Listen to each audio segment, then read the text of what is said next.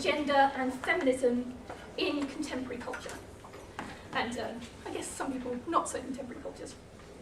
And kind of in keeping with the diverse nature of the network, today we're going to see scholars from kind of a range of different disciplinary traditions talking about the issue of vocabularies of active female desire inclusively defined. So we've kind of left it open for each of our speakers to tackle this theme in whatever way they kind of see fit. Defining the female, defining desire, defining active, in whichever way they think is most suitable. And so you should all have a copy of a schedule, right? Some people don't, but they're the speakers, so they don't matter. But that's basically, we've got a breakdown on the second page, which tells you what to expect. And you can really get a sense, I think, of some of the diversity of the points of view that people are coming at this issue from, which from my point of view is really exciting. And we're very lucky to have the speakers that we have here today, and I really appreciate them coming. I really appreciate the help of the FemGenSex steering committee in putting this together, not least Lucy Neville, Fiona Atwood and Mary McKinnon, who've been just lovely and supportive and kind throughout. And particular thanks go to Marion and to Chrissy, who are kind of manning the fort at the moment. I should let you know, if you would like to go to the toilet, you have to get a card off them. So you have to get their little BP card to swipe in and out of things. So you just grab Marion or grab Chrissy and they will give you their staff card, and then you just run along the corridor and the bathrooms are just there. There are also nasty toilets on the ground floor. That's for the posh toilets. I mean, it's worth it, I think. You can get into the nasty toilets without a card. Yeah. But yeah, we want to give you a taste of the Middlesex elite today, so you know, you get to use our staff cards. Okay. So the first off from Ali Carr's PhD research, and we're going to be looking at vision and visualization, looking and being looked at. And this session points to some of the challenges and tensions associated with viewing female desire on stage and screen. So I'm going to be talking for about 20 minutes, and I will be followed immediately by Dr. Alison J. Park. And then if all goes to plan and all goes to time, we're going to have plenty of time at the end for questions from the floor. And before I begin, just kind of a brief note on some of the contents of my presentation. I'm going to be using one or two fairly graphic clips and stills to illustrate this talk, so just be prepared for that. So there's a couple of sexually explicit images. Looking for a good time, watching 18 showgirl shows. One of the great things for me is inspiring other women. I love that.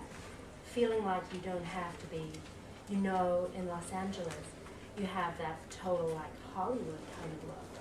It's like, no, you don't have to look like that. So that's part of what I'm doing up there, is wanting to connect with women and empower and inspire other women. So that's a lot of my connection. But my connection too is also a playful one. I like being playful with the audience, and I think that there is that thread there kind of throughout. There's an awareness of I'm performing for you, and you're in the audience, and you're here to have a good time, and let's play. So yeah, there's a lot of that going on. I wanted to know what it meant to be female, passive, the object of the gaze, and want to look, to be active, the bearer of the look. But I did not want a male gaze. I wanted my pleasure. I was looking for a good time. So for my PhD, I visited 18 different showgirl shows. I visited Paris, Vegas, Berlin, LA, London, as well as my hometown, Sheffield. I saw large-scale spectacles, gentlemen's clubs, erotic revues, cabarets, burlesques. Largely, I dressed up and I went by myself. I noticed when I got my pleasures in looking, I felt seen, visible, whole, present, a citizen, alive. In the heady delirium of having my need for pleasure met, I ran the streets after midnight, high on pleasure. These encounters unlocked something, a sense of personhood. As my PhD study recedes into the past, it becomes clearer to me that to have pleasures and desires met induces a sense of power and well-being. And it struck me that there is an implicit politics to meeting the pleasure needs of those who do not have power and pleasure, privilege, i.e. men. So I see the fierceness, confidence and generosity of the women who've shown me a good time, and I know for them to meet my pleasure needs is in some sense answering a call to action of our times. They are embodying bodies that matter, making their bodies count. For my research, I considered the most effective tool in assessing the meanings of the performances to be my emotional responses. So I reported on my observations and how they made me feel. I was looking to identify my pleasure. A range of aspects had an impact on my pleasure. So contributing to my pleasure, I noticed the showgirls' physical performance qualities. For example, eye contact with the audience, smiling, alert, expressive facial expressions, charisma, a sense of the performer's self-possession and self-belief, visible good technique, for example, skills demonstrated effortlessly, as well as shameless bodily display and embodiment, for example, a lack of embarrassment in revealing the body. I also enjoyed seeing technically proficient synchronization, a chorus moving as one, feelings of belonging and camaraderie in the audience, and being excited by the performance space, interior and architecture contributed to my ability to relax and interpret what I saw positively. In terms of show direction, I noted seeing subverted or expanded gender roles, innovative approaches to spectacle, traditional tropes recycled to good effect. Elegance, glamour in costuming and lighting, and informed, intelligent choreography, particularly quoting other dance forms. Explicit sexuality framed in avant-garde or sophisticated ways, political awareness, satire, positive relations between women, self-reflexivity within the form, and edginess as being significant to generating pleasure. And aspects that inhibited my pleasure, I found, were the performer's indifference, bored, inanimate expressions, lack of enthusiasm, restrained, awkward, and embarrassed performance. I was concerned when I saw the dancers' bodies disappearing or being segmented, and I feared for the health of the performers' backs due to the choreography's physical demands. Feeling uncomfortable within the audience corpus was inhibiting. In terms of show direction, unsophisticated visual tropes, tackiness, spectacle tropes reused without care or thought, updating the formula but without retaining exciting qualities, feeling the show was too safe or mainstream, elements that were added that did not fit, and feeling an inability to define or understand choreography, which led me to be unable to contextualise what I saw, as well as a lack of awareness of how content might be out of date or give offence, or unexpectedly sexually explicit or gratuitous content, particularly where promotional rhetoric doesn't mention this or kind of give context to it. Also, repressive or restrictive approaches to gender, negative relations between men and women within the show context, and lack of delineation between dance performance and sex work, so I found them more problematic. So now I'm just going to read a few extracts from kind of my encounters that I've written about. So they're kind of abbreviations of kind of much longer pieces. So I've also chosen examples that highlight pleasure, but maybe kind of are on that edge where I'm really negotiating something. So I visited Spearmint Rhino with another female researcher. We called them up beforehand to ask if we could enter without a man. We did that because previously I'd been told I couldn't enter another gentleman's club without a man. We could, but we had to mention the conversation, take a name down, and mention the name of the door. As we got to the door, a bouncer began to say to us, "Sorry ladies," and we mentioned the name, we gave our names, and we were allowed in. We were seated very near to a raised stage area, a sort of a catwalk with a pole. The light was dimmed, the seats were velvet padded, gold, velvet chandeliers. There was a softness to the decor, plush, not hard. There was house music. We had been told we weren't permitted to dance or touch. Behind the podium was a dancer. Across the room, another podium and another dancer on top of the bar. So topless dancers gyrated slowly, coyly, sometimes smiling, occasionally looking around, sometimes moving, caught in an internalized state. An underdressed waitress in a waistcoat, hot pants and fishnets took our order. She was friendly and helped us to accustomize ourselves to the surroundings.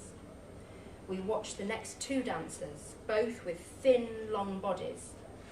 I was unclear what the limits of the acceptable body type was in this context. I looked up at the podium and I saw a dancer with a body closer to my own size, and I smiled at her and I let my look linger. She held my gaze. At some point I realised I couldn't handle being able to look, so I had to break off my look and I had to look away. And I realised I was in the position of a man and I could look, but this permission kind of took a bit of practice, so it took a while for me to kind of keep looking, to have the confidence to look. So it actually takes a bit of confidence to be seen to look, to be visible looking. So men were kind of secreted in these banquettes and booths around tables, and the architectural details and high seats mean that when you scan the room, you can't really see, there's a sense of like these hidey holes, so that there's not a clear vision, there's not a clear overview of the space. So I couldn't get a sense of the volume of the room or of the men there. The formula is clearly thought through, and the needs of the customers are kind of kept in mind in kind of designing the layout. And there was an article in The Observer, and John Gray is quoted explaining this article. The spearmint's secret, apparently, is to give the punter a feeling they are unique. Whereas other clubs will offer table dancing, Spearmint has its own private booths. We believe dance should be for the individual consumer. We don't want people to feel embarrassed. It's about getting value. It's a one-to-one experience. There's nothing seedy about it. The dancers moved around the room, sometimes alone, sometimes in pairs, holding hands, so they can touch each other. They sat and chatted to the men. We weren't approached. Contemporary intelligent pop songs played, like Ill Manners by Plan B and Hometown by Adele. The dancers' names were announced and they entered the stage kind of a second or so later, and sometimes there's a delay and the stage is empty momentarily.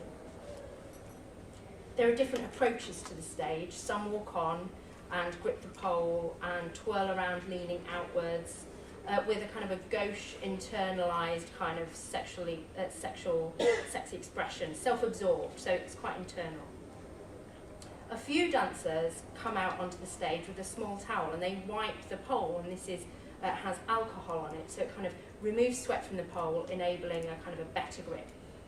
And when a dancer does this, she kind of announces her impending attack of the pole. These are the kind of exciting dancers, so it's like announcing you're going to do a kind of a technically proficient performance. They run to the pole, jump, inch up it, invert their bodies and push out into impossible positions, flexing their muscles. When a dancer dramatically drops from the top to the bottom of the pole, still perfectly in control, there are audible gasps across the room. Watching the dance on stage is the only part of the evening in which I am myself. I force myself into this setup. I watch the dancing, the energetic, performative dancing, engrossed, excited. This is a subversive pleasure. I'm reading the setup against the grain, pushing my gaze into a situation not designed for me. My favourite dancer is called Aurora. She dances athletically on the stage and the pole, and she has dominion over her body and over the performance. She owns the moment. A dancer came over to us and sat next to me. She had been watching us. Warmly, she introduced herself, Leanne. She touched me lightly and told me to have a private dance with her. She was a little older than me. She had a warm and nurturing manner. She held my hand and took me to a sort of alcoved sofa where private lap dances were taking place. Before she began, she asked me if I had ever had a lap dance before. I had not. She said, "I'm sorry, honey, I'm going to have to ask you to sit with your legs apart." And she moved my legs into place. I was in a black pencil dress, and with my legs apart, I felt very odd. She pressed her cheek to mine. I did not expect skin contact. She has soft skin, and the kind of touch carries a frisson, and it leaves a tingle on my skin, and I kind of feel it's so intense. I shut my eyes and I feel the sensations of the encounter instead. I felt her breasts brush across my face, and when she finished, she asked me if I would like her to carry on. I would, but I say no. She took me back to my seat. Leanne decided she would introduce me to lap dancing that night. She had made that decision. She scouted me out. She had passed me a number of times, feeling my vibe, she said. The rules of engagement across the entire evening were alien to me. My usual boundaries did not apply. I was a non-fit.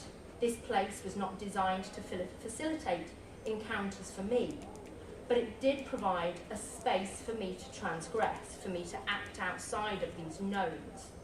That was certainly exciting.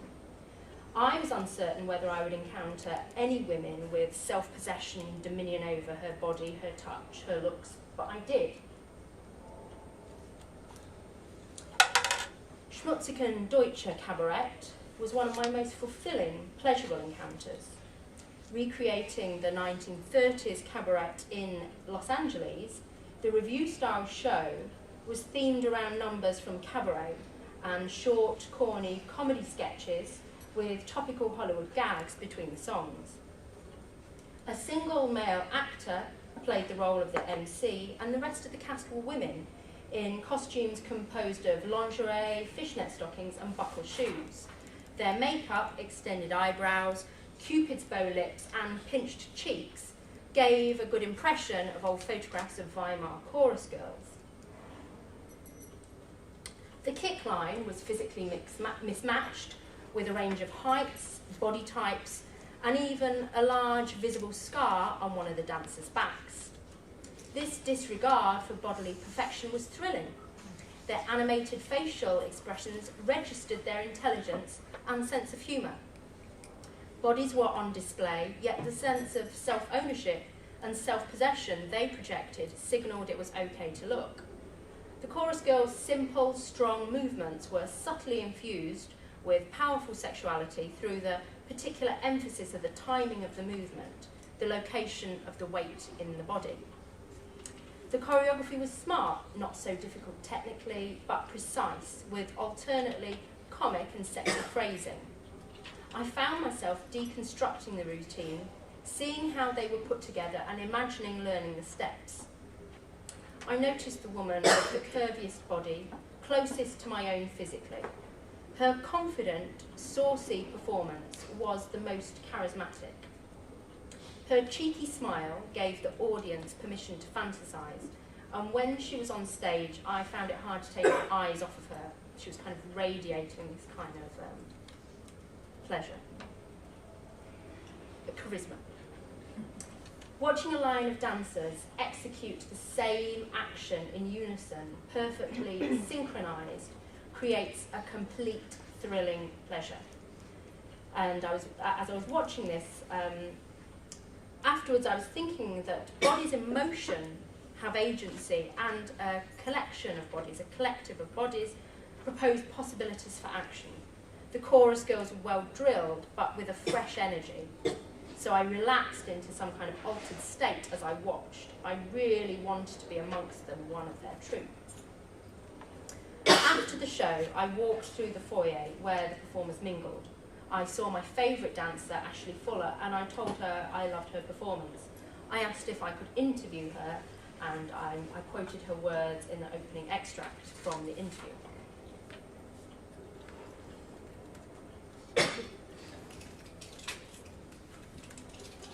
I love Soho's Madame Jojo's. I think it's recently shut, but I really hope that it's not a permanent thing. I remember walking past it in the 90s, seeing posters for kind of drag shows and gay discos. When I finally crossed the threshold and entered the small, intimate venue, the kind of red and gold Art Deco decor, I realised this was some kind of spiritual home for me. Just the building alone makes me feel the place is friendly, select, authentic, camp. All these things signify I belong, I should be here. The venue hosts a number of different burlesque and cabaret nights, but I kind of chose to visit on a Thursday night, so I go to Bête Noire, and the evening when I went was composed of 2 shows, and the formula enables different levels of access. So Belle Noire was the earlier show, and the kind of promotional material says, Bête Noire's classic recipe of variety entertainment featuring sublime comedy, beautiful burlesque, breathtaking circus skills, mystifying magic, and a healthy dose of the unexpected. And the later show, La Bête, was a dark and sensual journey into the twisted side of cabaret. Lascivious burlesque and striptease meets no-holds-barred comedy, uncensored performance art, and all things subterranean and sexy. So again, that's the kind of promotional material I'm reading there. So the audience can opt for either show or stay for the duration for a full evening's entertainment at a reduced rate, so I do that. So waiting for the show to start, I took a good look at the crowd, which is something I always did. And they were dressed in office wear, burlesque dressed up, or student fashion wear. There were many groups of young women dressed in quirky, retro-infused style. I sat on the aisle, 3rd row back, and there were 2 men in suits in front of me. They took off their suit jackets, and one of them had specs on a string, which I thought was an interesting detail. I wrote it down in my notebook. They switched to the front row as the show starts. So they were 2nd row back, they moved forward. And a hip kind of lesbian couple come and take their place. There's a couple in their 50s in the front row. So I'm kind of wondering, this is an interesting kind of cross of demographics. So does avant-garde cabaret appeal to everyone? Is this broad appeal? So Belle Noire, the first component, ends with a turn from Lydia Darling, and her strapline on her promotional material is One Woman Freak Show. And she kind of lives up to this by inserting a fondue skewer up her nose. Fondue, sorry, I pronounced that wrong. Fondue. That's right, Nick? We don't say fondue. Sorry. It's been a while since I've thought about French food. So the front row suits that I kind of noted got up and leave because of this kind of skewer up Lydia's nose. And as they walk away with their back to the stage, what they don't realise is Lydia, the performer on stage, sees them leave, and she sticks their fingers up to the suits. And this is kind of this amazing moment in which there's a kind of a delineation of insider and outsider. Those of us who are staying have elected to be on the side of Lydia, and we laugh at the 2 fingers, this kind of subversion of this moment. And the 2 suits have decided they're not part of this corpus. They've left, they don't get why we're laughing. They don't get that we're laughing at them. So it's kind of this moment where we're unified and brought together. We, the audience, don't leave her on Lydia's side. So her look is vampish, pin-up blonde, neo-burlesque. And so the aspects of her act that are disgusting are kind of completely incongruous with her look. You know, there's this kind of very precise pin-up look. So the fact that she kind of sticks a skewer up her nose isn't something you expect. And that kind of disjunct, that disconnect, is kind of really part of what creates a pleasure. You know, you aren't expecting this kind of action. So the audience changes round between the gap in the shows, and the office wear leave, and more fishnets enter. The Bête Noire, the La Bête part of the evening is ignited by British Heart, a boylesque act, who performs twice. First, he enters dressed as a dirty mouse prostitute and strips down to naked, except for a tassel, and a tassel covering, and jumps down from the stage and into the audience with a soap bucket and invites audience members to scrub him down. And I was his first target, and normally I kind of, despite my exposure to performance art and cabaret, I think it's a natural reaction to, when you understand there's audience interaction, to think, oh shit, don't come near me. So he came straight to me, and because of the kind of persona that he created that was completely an abject mouse, and because of the way he did it, I was like totally fine. I had no anxiety. I was like, give me the sponge, I will wash your leg. So I did, and I kind of laughed hard. I was part of the audience, so I was completely in the thrall of this performer. What I found interesting was it drew heavily on ideas of shame and abject, and he entered the stage with fake toilet debris, toilet rolls, used tampons, and he embodied and framed his performance with disgust and rejected material. But he kind of maintained and worked with this narrative. He owned it, he drew out the comedy with it, and he made it safe for us, the audience. And I found his performance really joyful and celebratory.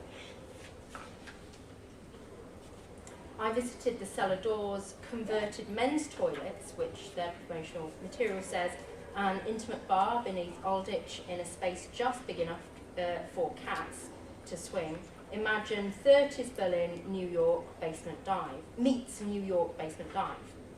So I put cocktails I couldn't afford onto my credit card when I was there.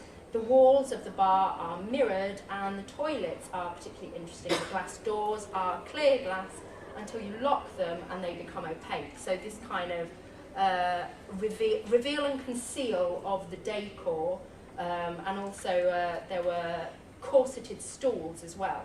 So, you know, the space is doing what bodies are doing in the space. So it's referencing burlesque.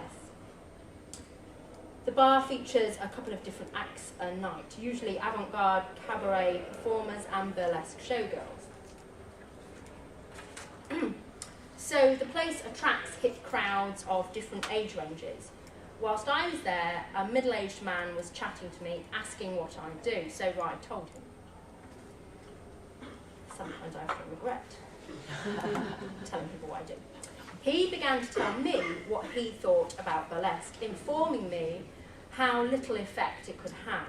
I began to speculate of a politics of burlesque, perhaps a politics of femininity, and the potential for collectivising around specific issues, and I plucked out of my head the slut walks as an example. He responded by telling me that he could not see what the fuss was about with the slut walks. As he saw it, it was a good idea to avoid dressing like a slut and going into bad areas, in reference to the initial comments by the police representative that sparked the protests in Toronto. Hearing his prejudiced, short-sighted views, in which his sense of entitlement had blinded him of other people's experience, caused an internal incandescent rage. I did not want to have to tell him how totally ignorant, misogynistic he was, and his sense of entitlement to tell me about my research and my experience as a woman in that specific context. So instead, I died a little inside. My notebook is out, but as soon as Beatrix von Bourbon started performing, I stopped writing so that I could be present in the moment. I cannot remember the music, and I can just remember the tiny Diamante pasties and merkin her act finishes with. The strip was this really perfect moment where Beatrix owned the room. All other thoughts and concerns just didn't exist for me in this transitory, fleeting moment. And as I watched, still not far from this middle-aged man, I thought, yeah, fuck you. You have no idea what this pleasure means. Amongst the pleasure experiences I have described, this was a very simple encounter. A tiny bar, a dancer with a fabulously heavily tattooed body, in a great outfit. During the act, my attention was focused and nothing else existed. The formula was minimal but completely accessible to me. I felt joy. I felt happy a woman could produce that moment.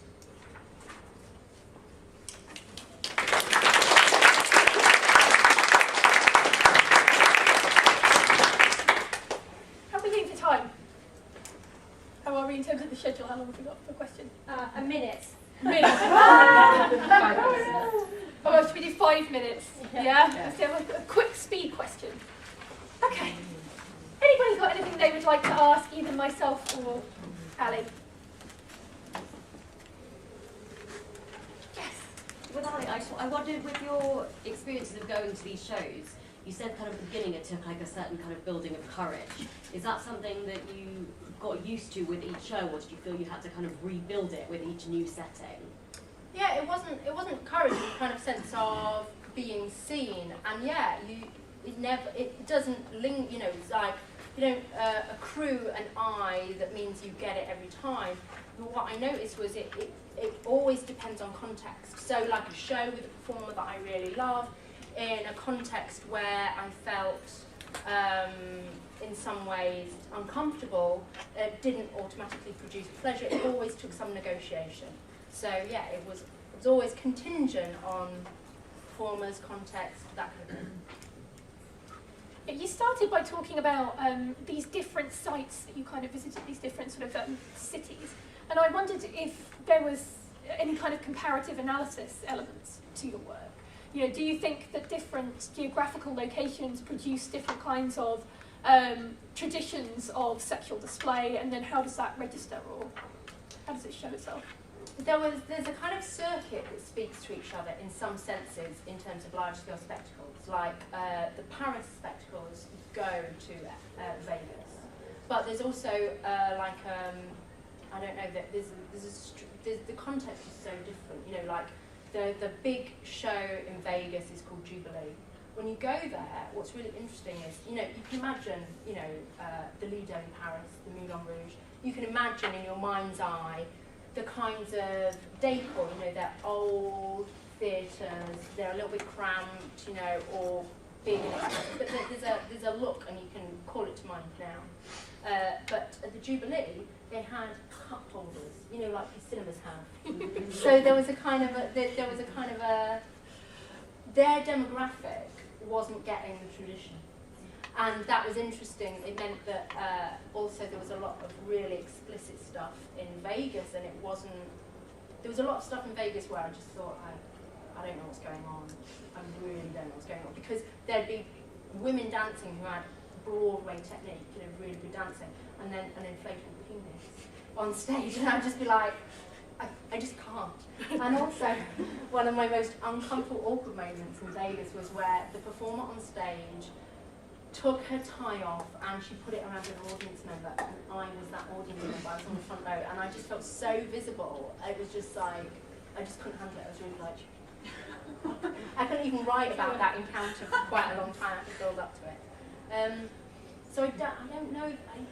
What I'm saying is, although in terms of choreography or set design there might be some relationship, each one is always specific. Each encounter is always specific, because, you know, you've got a different demographic, you've got a different night. And that was what I was really interested with this live encounter. You know, when we think about film and screening, the film screen, the film lens, it's kind of difficult to speak of ownership and dominion over yourself within that kind of enclosing within the screen. So I was really keen to be like, okay, so it has to be about live bodies. How does a naked live body kind of produce some kind of agency in that moment? That was what I was investigating. Yeah, there's definitely issues of agency around that. It's the way Catherine Breyer has talked about the way she uses actors, because it's her vision, and she is exercising her kind of artistic agency through other people as props, essentially.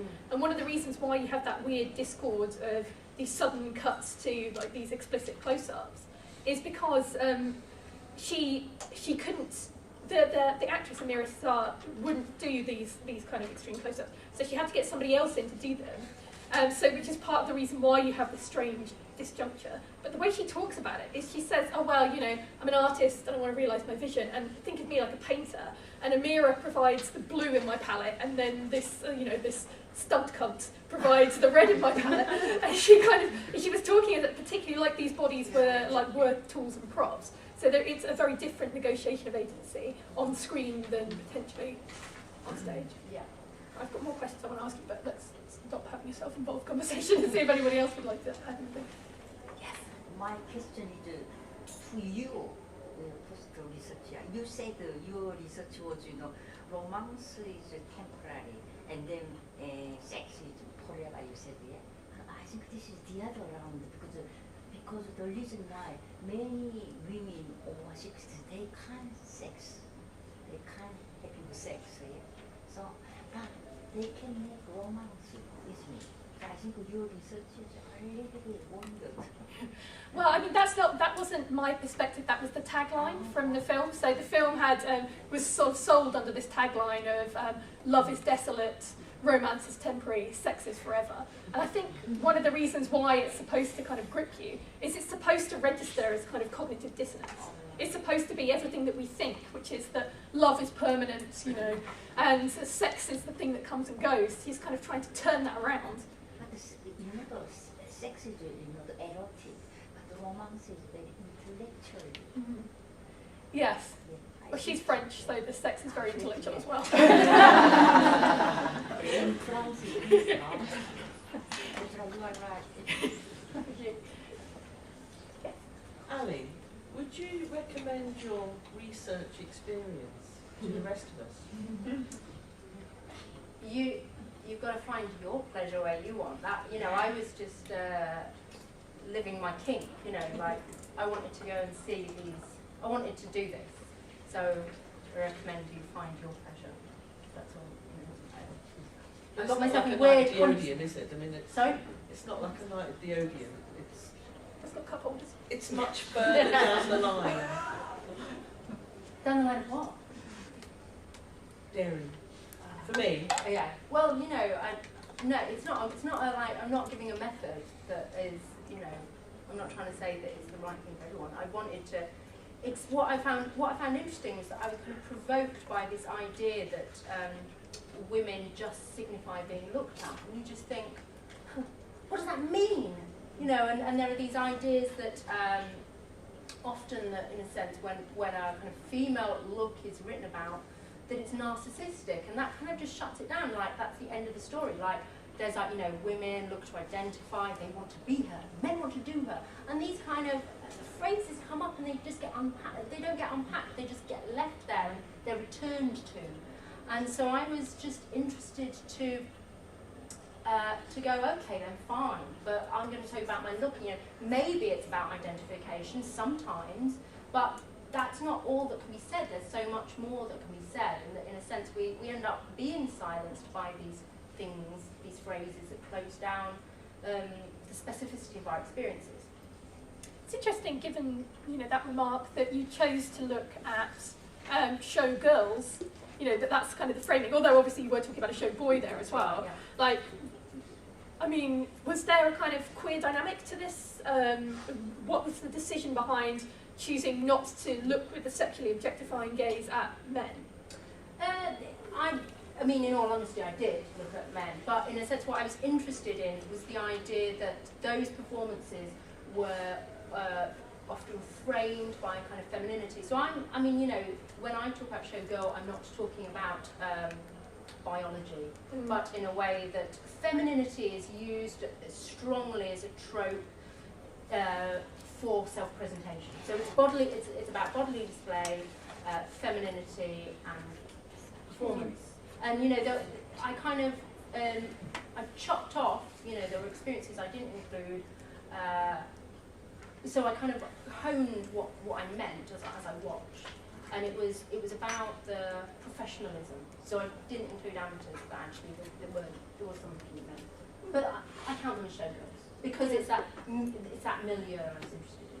Yeah, I guess there's that interesting gender dynamic of looking and being looked at, and then actually taking that idea of you are put in a feminine position through this very act of being gazed at, and then it's kind of taking that as as an inherent gendering in the dynamic, rather than it being about, as you say, biology, chromosomal. But also something that I noticed was so in a show in Paris, like a mainstream, for tourists show, there's an MC, And he goes, in between each number, he comes out kind of either as a man or a woman. So it's kind of like a dame, like a pantomime dame. And when he's a man, he's in like a pink top hat and tails. So, you know, he's this very feminine character. And also, at that show and another show, there are more women employed. So when there's more showgirls than show boys. So when there's like that partner dancing, half of the women are in top hat and tails and they dance with a woman. So there's woman dancing. So what I found was actually, even within the most restrictive kind of contexts, gender in this milieu isn't fixed. Any final questions? Was there a hand up over here as well? One here. There's definitely one here. Yeah, okay. It was just really tricky. You're saying that if one of the things you kind of set out was to kind of challenge this idea that it's just about kind of identification when looking at women.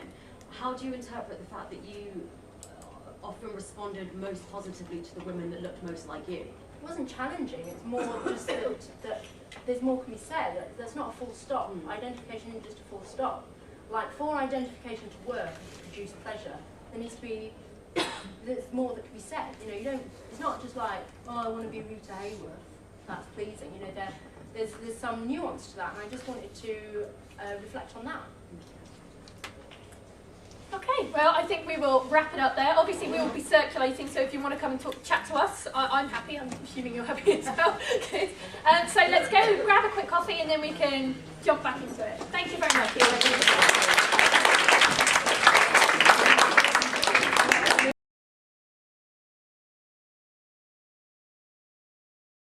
Brilliant. Okay, then I don't have to worry. Okay. So when Helen asked me to come and give a paper, there were so many sort of ideas generated by this kind of lovely, fruitful, capacious title. And in the end, what I decided to do was pretty much read you an essay that's based on my more or less current research on female sexual dysfunction and the Diagnostic and Statistical Manual, which Alex mentioned, the DSM. There are no visuals, it's just me. So female sexual dysfunction, FSD, is a general umbrella term for a range of conditions that are listed in the American Psychiatric Association's DSM. The DSM is a document that, while being the professional manual for an American guild, has in the last 35 years gained a remarkable global importance. Post-war changes in US drug regulation, the emergence of a global pharmaceutical industry, and the formidable power of the insurance industry in the US in particular, has turned the DSM into connective tissue for biomedical psychiatry, binding together measurement tools, diagnosis, treatment, research, drug assessment, epidemiology, and the law. The manual's comprehensive reworking in the late 70s, resulting in the DSM-3 of 1980, reflected not just an increasing hostility to the psychoanalytic thought that had dominated American psychiatry from the 30s to the 60s, the hostility articulated by behaviorists, empirical psychologists, and philosophers much taken with Karl Popper's notions of falsification and pseudoscience, but also an urge within psychiatry itself to disarm the accusations levelled towards the profession about its non-scientific nature, its spuriousness, and the abuses committed in its name. The DSM-3 was henceforth to ally itself insistently, perhaps all too insistently, with the measurable, the quantifiable, and the objective. The new vocabulary of FSD that emerged in 1980 categorized problems of desire, arousal, orgasm, and pain. It was a vocabulary that replaced, through a kind of fragmentation, the earlier language of frigidity. And just as feminist scholarship had been highly critical of frigidity, so too has it been of FSD. Psychologist Leonore Tiefer, very prominent in this field, has argued that the DSM classification was based on a model of sexuality, that of the 1960s sexologists Masters and Johnson, that was mechanical, linear, and reductive, and that used a particular population segment, a sexually enthusiastic and successful one, to set a clinical standard for normality. If you're going to find out what happens, Masters and Johnson said in defense of their methods, obviously you must work with those to whom it happens. In fact, the claim that Masters and Johnson's work was sort of straightforwardly imported into the DSM isn't quite accurate. Desire doesn't really feature in the work of Masters and Johnson in their sort of the human sexual response cycle that was injected into the DSM, but was added, as were particular disorders of desire, by psychoanalysts, in particular Helen Singer-Kaplan and Harold Leaf. And elsewhere in my work, I argue that the framing of the DSM-3 as a kind of eviction of psychoanalysis in fact involves a will not to see the psychoanalytic traces in the DSM itself, and therefore in psychiatry more widely. And scholarship that fails to see the psychiatric constitution of the DSM as well as the traces within it needs itself to be seen as an index of the DSM's success, as a mark of the effective post-war elision of psychoanalysis. But that aside, there wasn't really a great deal of interest, either enthusiastic or critical, in the FSD classifications of 1980, until after Viagra's licensing in 1998. Viagra's blockbuster success for erectile dysfunction led to a pharmaceutical rush to test Viagra and similar compounds in women, the hope being that, just as in men, perhaps so too in women, a vasocongestive drug that increased congestion, engorgement, blood flow, swelling, the hydraulic metaphors abounded in this period, would yield a blockbuster drug for them, though a drug targeting which element of this broad term FSD was never that clear. Desire, arousal, the holy grail of orgasm itself. In fact, as it happens, these drugs failed miserably, and this failure resulted in a reorientation to the brain and to hormones as the site of pharmaceutical excitement, and also yielded a kind of weary insistence on the complexity of female desire and the female brain. Since, irritatingly, an increase in vaginal lubrication, for instance, seemed to have very little impact on women's desire to have sex in the first place. And so a renewed emphasis, historically very familiar, on female sexuality as volatile, capricious, and enigmatic, as essentially perverse, was in part re-invoked in order to explain the dead ends of pharmaceutical research. And here I think the work of Beatriz Preciado is very good at articulating the kind of performative feedback of the kind of constitution of disorders and the drugs. She talks about these mechanisms in the pharmacopornographic regime whereby the illness becomes that which the drug acts on, and lots of medical anthropologists have written very well about that dynamic. But so the feminist critique of FSD, in particular the New View campaign associated with Leonor Tifa, has lobbied the Federal Drug Administration in the US hard over many promised drugs, and has emphasized sexual problems in women as the result of complex and often political and socio-economic phenomena: education, communication, safety, tiredness due to disparities of work and care, abuse, violence, self-image, etc. So problems that underpin and explain so-called dysfunctions, redescribed in a sense as adaptive responses to adverse conditions.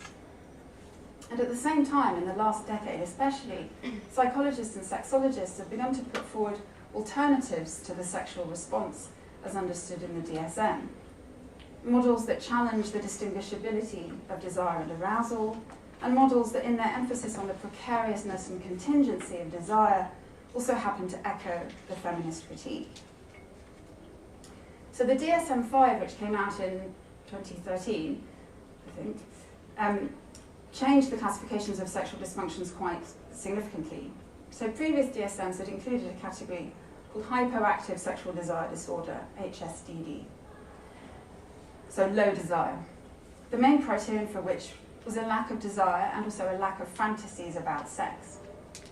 Now this category has been replaced by sexual interest/arousal disorder in women, in which the criteria, the slash is a visual term, not a, it's not actually a slash, in which the criteria include responsive phenomena, so reduced or no initiation of sexual activity, unreceptivity to a partner's attempts to initiate, and absent or reduced sexual interest or arousal in response to erotic cues. As a result, there is no category for women in the DSM, which includes the term desire. This rethinking of low desire and the erasure of the term in the manual has been much influenced by a range of American, Canadian and Dutch psychologists, who are seen as having established, through a combination of experimental psychology, neuroscience and population surveys, that many women experiencing low desire, baselines for which in fact remain remarkably elusive, don't necessarily experience distress about it, that many women engage in sexual activity without desire, that they may engage in sexual activity for reasons unrelated to desire. So Rosemary Basson's very influential incentive motivation model of sexual response advocates a model of female sexuality that is circular rather than linear, with this big emphasis on responsivity rather than sort of externally directed activity. She argues that sexual desire is not always a precursor to arousal in women, and that most women most frequently engage in sexual activity not because of an inherent sexual desire, but from a state of sexual neutrality, and primarily motivated by non-sexual factors such as the desire for emotional closeness or intimacy. She argues that sexual desire often doesn't occur until after the woman is involved in the sexual activity, or may not in fact occur at all. A person's arousability is their disposition to being able to be pushed towards sex. Spontaneous sexual desire, she says, may not in fact exist in many women. And so if this is so, goes the argument, then having an absence of fantasies and desire as a criterion for diagnosing a sexual problem will obviously over-pathologize a great many women. So hence this category, sexual interest/arousal disorder, which includes as a criterion, not the only criterion, this lack of receptivity to somebody else's efforts to initiate sex. So in the new DSM-5, women can no longer be diagnosed with a desire disorder. They can have desire disorders of interest and arousal, but not problems of desire, because it seems in a sense that a lack of desire has become somehow definitional for women. And so pathologizing their problematic relationship to desire would be perverse. Men, however, can have desire disorders in the manual. They can have HSDD, hyperactive sexual desire disorder. Since desire is a kind of baseline state we seem to ascribe to men, but not, it seems, to women, and since a lack of desire then becomes for men an anomaly. The shift to interest as opposed to desire in the classification seems to me intriguing.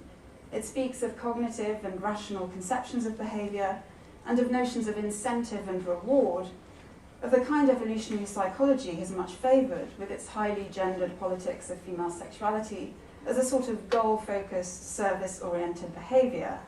I will be a good waitress, you will give me a good tip. I relinquish closely guarded sex in order to gain a much coveted ring, etc. The emphasis on responsiveness and receptivity rather than active desire may well be in part an attempt to avoid pathologizing female sexuality by assuming male sexuality and the image of it as a sort of goal-oriented, active lustfulness as a norm.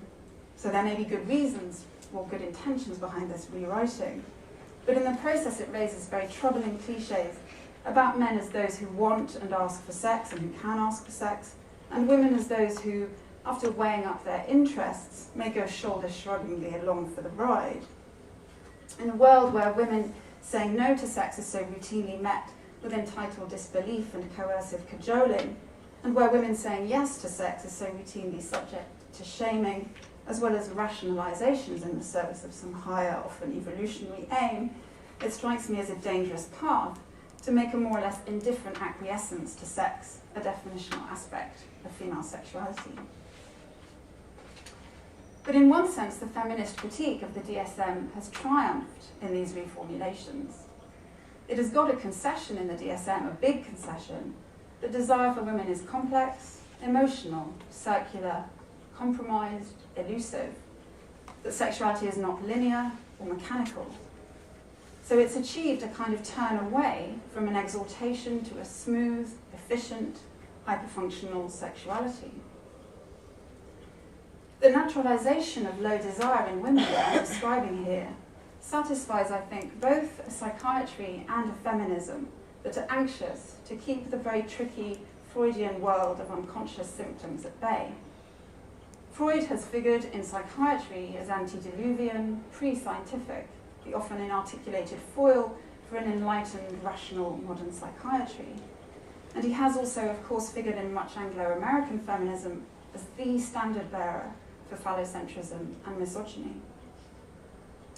The recognition that in the name of the unconscious, various motives can be attributed to patients by therapists with impunity and without any means of critical rejection was an important part of the turn against psychoanalysis.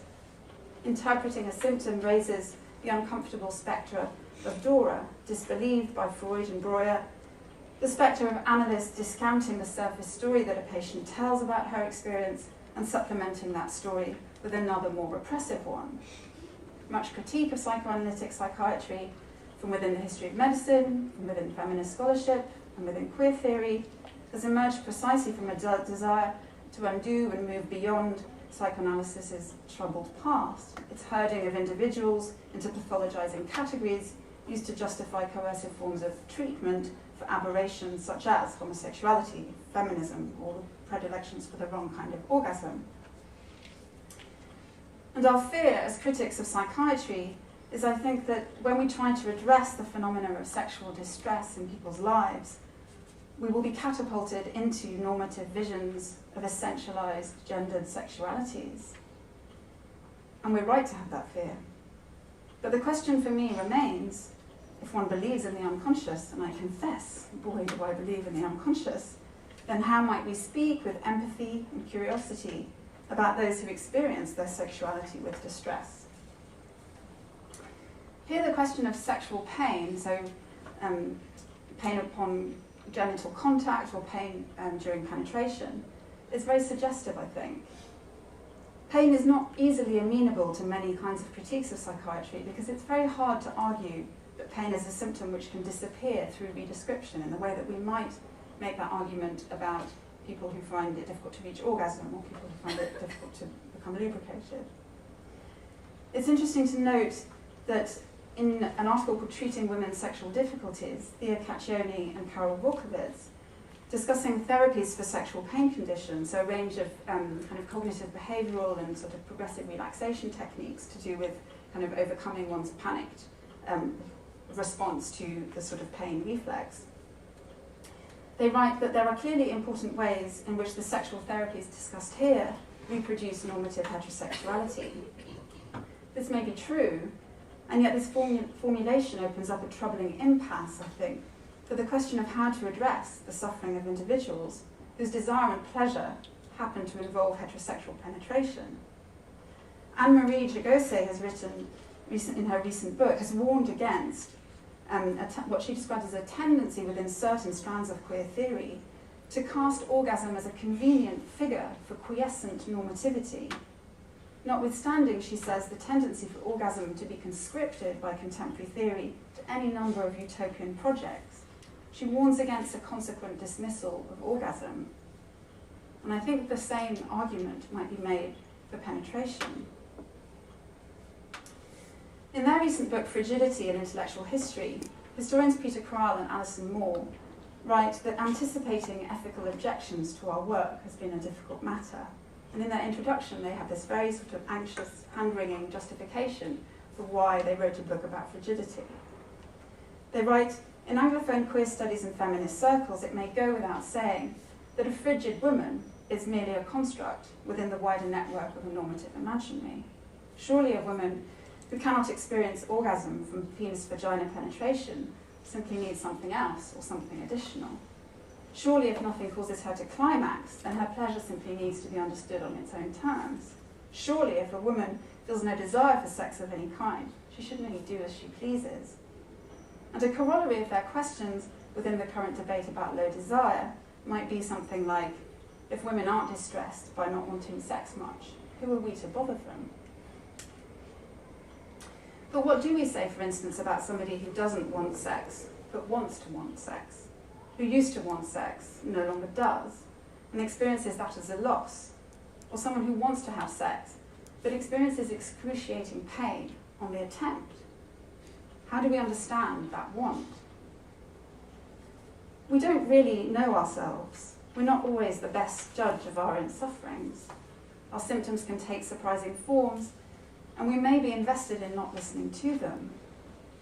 What it becomes difficult to address in a psychiatric era intent on divesting itself of the Freudian past, and in a feminism rightly anxious about the abuses committed in the name of therapy, are precisely the kind of scenarios where we are opaque to ourselves, where imaginative reading of a sensation, a muscle reflex, an interpretation of that, might be exactly what we need, even if that very act of interpretation is risky and fraught and teetering on the brink of past epistemological violences. The naturalization of low desire in the DSM that I've been talking about also satisfies, I think, an anxiety within contemporary feminism about contemporary sexual culture.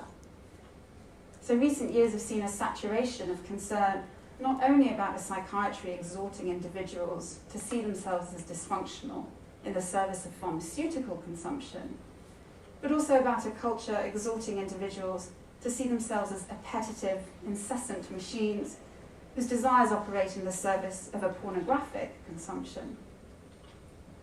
Alongside the numerous books on the ills of the DSM and big pharmaceuticals, are numerous works on the ills of pornography and sexualization, parliamentary reports, anti and pro-pornography debates, and books with titles such as Pornland, How Porn Has Hijacked Our Sexuality.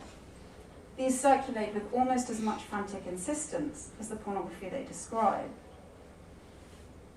The urge to emphasize the obstacles to desire in women can fruitfully be seen, I think, in terms of a reaction to the perceived pressure on young women to be uber-sexual, a reaction to what is seen as a kind of post-feminist, collusively pornographic, naive celebration of sex, a denial of the political pressures rendering women performatively sexual. And these anxieties, I think, are significant in the atmosphere behind the DSM shifts. The DSM-3's classifications of dysfunctions in 1980 emerged not just from a desire within American psychiatry to make itself immune to critique, a desire to look scientific at the very least, and to lay the ghosts of anti-psychiatry to rest, but also through the work of Masters and Johnson to put female sexual needs on the same footing as men by underscoring the biological nature of sex and the biological nature of the drive for sex, and by emphasizing the physiological and pathological similarity between men and women. But the current sexual dysfunction nomenclature comes out of a very different set of circumstances, an awareness of the phenomenal pressures exerted by the pharmaceutical industry, of the lure of drugs, and the so-called sexualization of culture. Many protagonists in this debate, both within psychiatry and outside it, strike me as concerned that psychiatry and pharmaceutical companies are in a kind of conceptual cahoots with sexualized culture, that in some sense psychiatry is doing the dirty work of pornography and post-feminism. And of course, whether one agrees with that depends on what one thinks pornography is and what one thinks feminism is for. But so I've said that there is no category in the DSM for women that includes the term desire. But what of this? Given what the DSM is, and given the mechanisms of subjectivity formation it's problematically enrolled in, given moreover a tendency perhaps to overvalue desire culturally, given the injunction to desire in our neoliberal, obedient, horizon-chasing times, given the skepticism we've rightly been taught to feel about the rhetoric of libidinal revolution, with the idea that through sex, through the self-evidently worthy attributes of desire and its fulfillment, we will find ourselves, our truth, and our redemption. Given all of this, the erasure of desire may not be worth getting that exercised about. Well, one response to this is a familiarist restatement of the view that those writers urging to let us go of the illusions of libidinal revolution, or at least libidinal emancipation, were able to take that position partly out of a position of relative privilege. A rueful and wry dismissal of the rhetoric of liberation is easier to do when the costs of desire are not so high. Yes, I'm saying that it's different for women. None of us are free. Sexuality is not a given that must be freed. But before I will shrug off desire's erasure in the DSM as an irrelevance of a kind of fiddling around in an obviously doomed project of the DSM, I want to insist on the luxury of exploring desire from every angle and of being able to talk about its horrible pleasures and its terrible pains, and to do so in a vocabulary that's rich and compassionate and creates space for every individual to engage with their own particular desire, however we might conceive of that desire's formation. And so just as I'm interested in what psychiatry rules in and rules out, I'm also interested in what critiques of psychiatry rule in and what they rule out, what possibilities they insist upon and which they prescribe. And as a result, I'm interested in the historical forces that shape critiques of psychiatry. Our suspicion of psychiatry, our legitimate suspicion of it, does not float free as a mere self-evident position that we take. It's not just an incidental result of applying our sophisticated critical tools to contemporary phenomena. The critiques of psychiatry and psychoanalysis, coming from myriad disciplinary angles in the last 50 years, emerged from a period that has fashioned itself as post-Freud. So since the 1960s, it's become the fabric of many, many intellectual projects to be sceptical about the apparent inevitability of the psychological disciplines we inhabit and reproduce. As Foucault said, the art of living is the art of killing psychology. And Adèle Sarraud has written, the word psychology is one that no present-day writer can hear spoken with regard to himself without averting his gaze and blushing. As historians and critics of psychiatry, we are bound to reflect on the rise of psychiatry and the problems associated with that.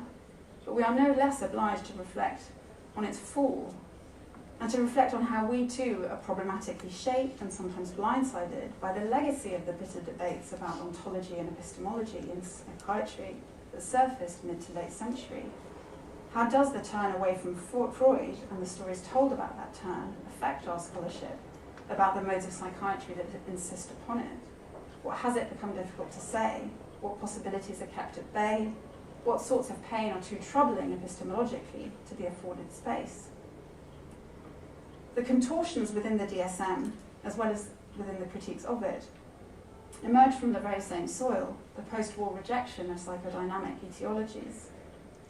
And so scholarship on psychiatry must, I think, examine its own often unreflected stakes in the history of the relationship between psychiatric theory and feminist critique. And how female sexual dysfunction challenges us, I think, is in the opportunity it gives us to help us think about our relationship to things past, the past of psychiatry, the past of feminism, to past modes of theorizing about the past and about past symptoms in the formation of distress. In other words, it asks us to listen to complex discourses about history and time itself, about what is past and what is present. And I'll just conclude with a quote from Roy Sheffer that I find very fruitful and instructive in this area, which is that in thinking about the psi disciplines and the impact of Freud, we must evoke the idea that there is just one legacy to sum up. Thank you.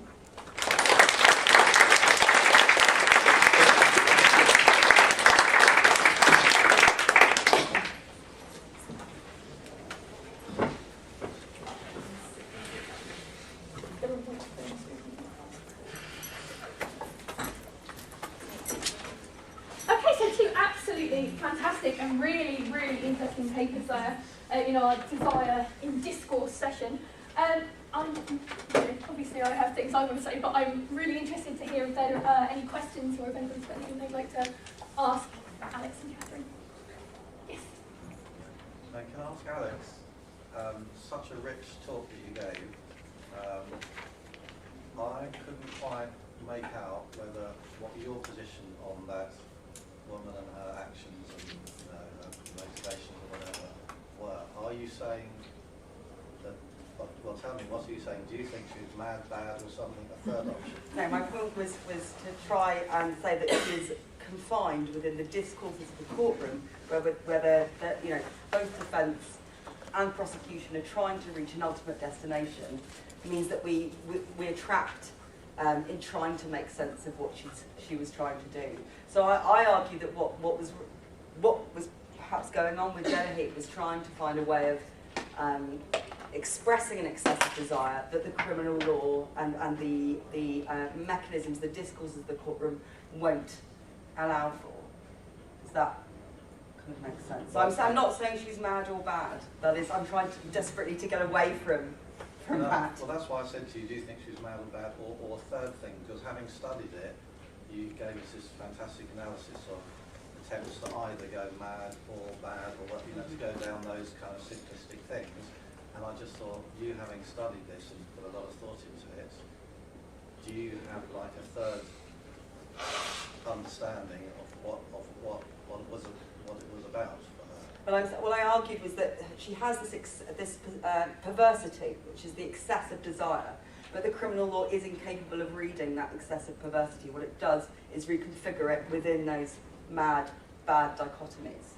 So that is the third. I'm talking about the excessive perversity that is at the heart of what I think was going on for her. Let me just get that thing. You say the legal system is not capable of reading the excessive perversity of desire. They can't conceive of it, and they can't. Particularly where the feminine's concerned. No, absolutely not. Right. Thank you. Okay. Hope that's a bit clearer. Yes. I thought it was interesting that both of you in the various things you talked about discuss desire in terms of excess or limitation, and whether that's particularly female. I mean, you don't tend to read about male criminals having too much desire. They have abnormal or incorrect, or I don't know, it's not phrased in the same way, and I didn't know if that was, you see that as at all limiting, that it's either too much desire or too little desire for women. Yeah, I mean, I think it's a really kind of insistent and very familiar combination of ideas in the history of writing, particularly about something like fragility, for instance.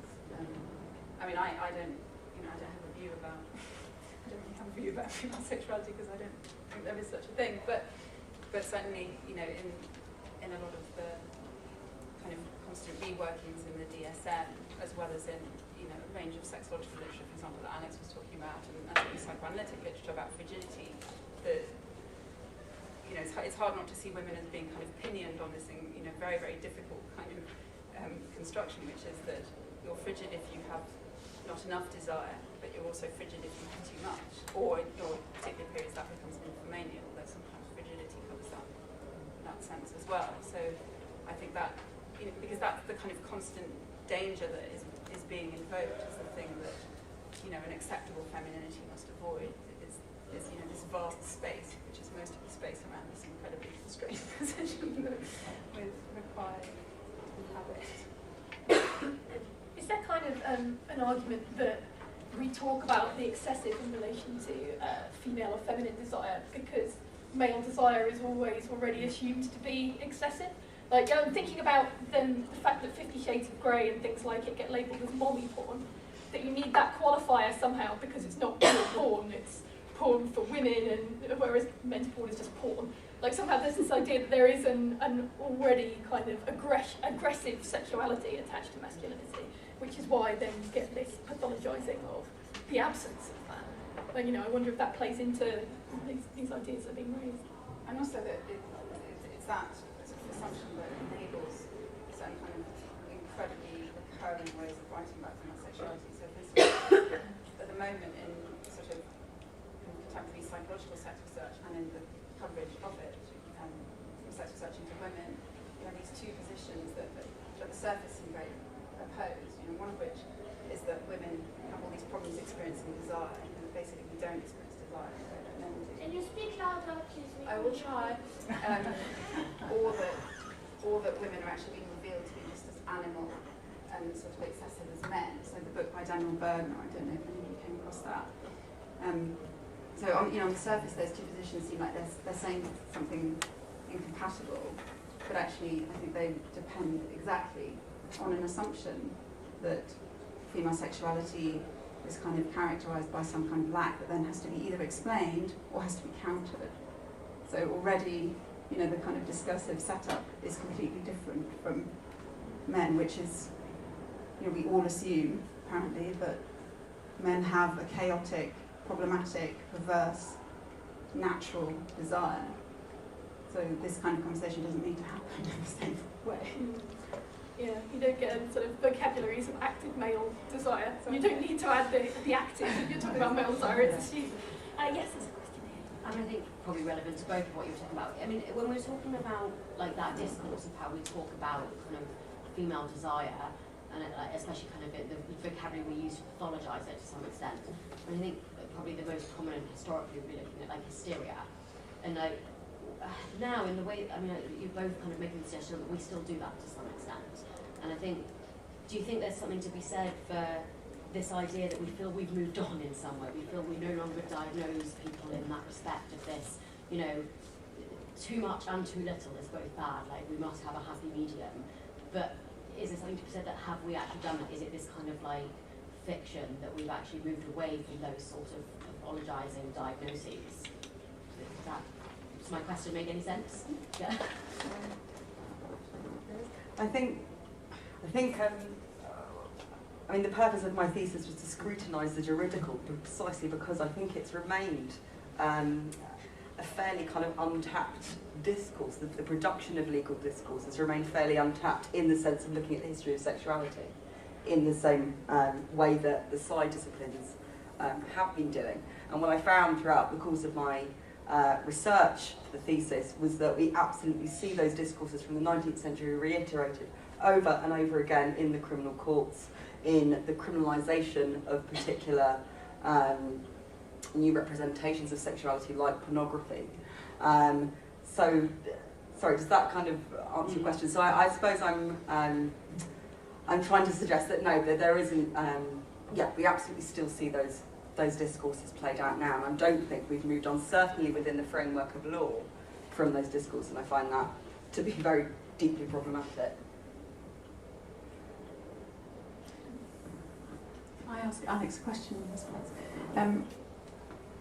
I'm curious to know sort of how you feel about the need for psychiatric classification in some way, because I suppose one of the things that I'm kind of grappling with, and that I sort of pointed to in that paper, is the kind of ambivalence that I have. I mean, precisely because, I mean, it's just exhausting and sickening and enraging to keep, you know, coming across these incredibly powerful and very harmful delineations of particular sexualities, and, you know, and they're so kind of wrapped up with norms of gender. But at the same time, I feel very ambivalent about sort of leaving it at that in a way, because I feel that, because I have a therapeutic interest, I suppose, in vocabularies that can help with their suffering, and the fact is that most vocabularies that people devise to help people with suffering just add suffering upon suffering. But I suppose I feel that I don't want to completely turn my back on the psi field. And I'm curious what your position is on that. I think, I mean, I'm actually quite, you know, I'm much more sympathetic to Freud than an awful lot of certainly legal scholars are in psychoanalysis, and I do have faith in the side disciplines, but I have a keen therapeutic interest also in the sense of psychoanalysis and what that can bring to looking at the back face or the shadows of the law in particular. And I think it's actually really fruitful to read law through a psychoanalytic lens. So around the idea of how useful psychiatric diagnoses are, that's such a huge question. I mean, within the framework of law, I mean, the problem is if we get rid of something like, I mean, how do we understand suffering, for example, through a psychiatric lens around diminished responsibility, where a woman has killed her abusive partner, for example, huge area of criminal law that feminists have had a lot of purchase on. And there's also been a lot of debate about how useful it is to use those psychiatric diagnoses for that end. So I suppose there's a question of pragmatism. How do can we talk about emotional suffering without recourse to a kind of clinical diagnosis? Is there a way we can do that that would kind of get at that idea of suffering? My answer, I guess, is I don't know. Fair I'm enough. sorry. Fair enough. Yes, so I have a question for both of you. First, Alex, you talk about the fact that they don't recognize like women, like they have to maybe have invoke a clinical aspect to judge what's happened, the fact that she decided to commit murder.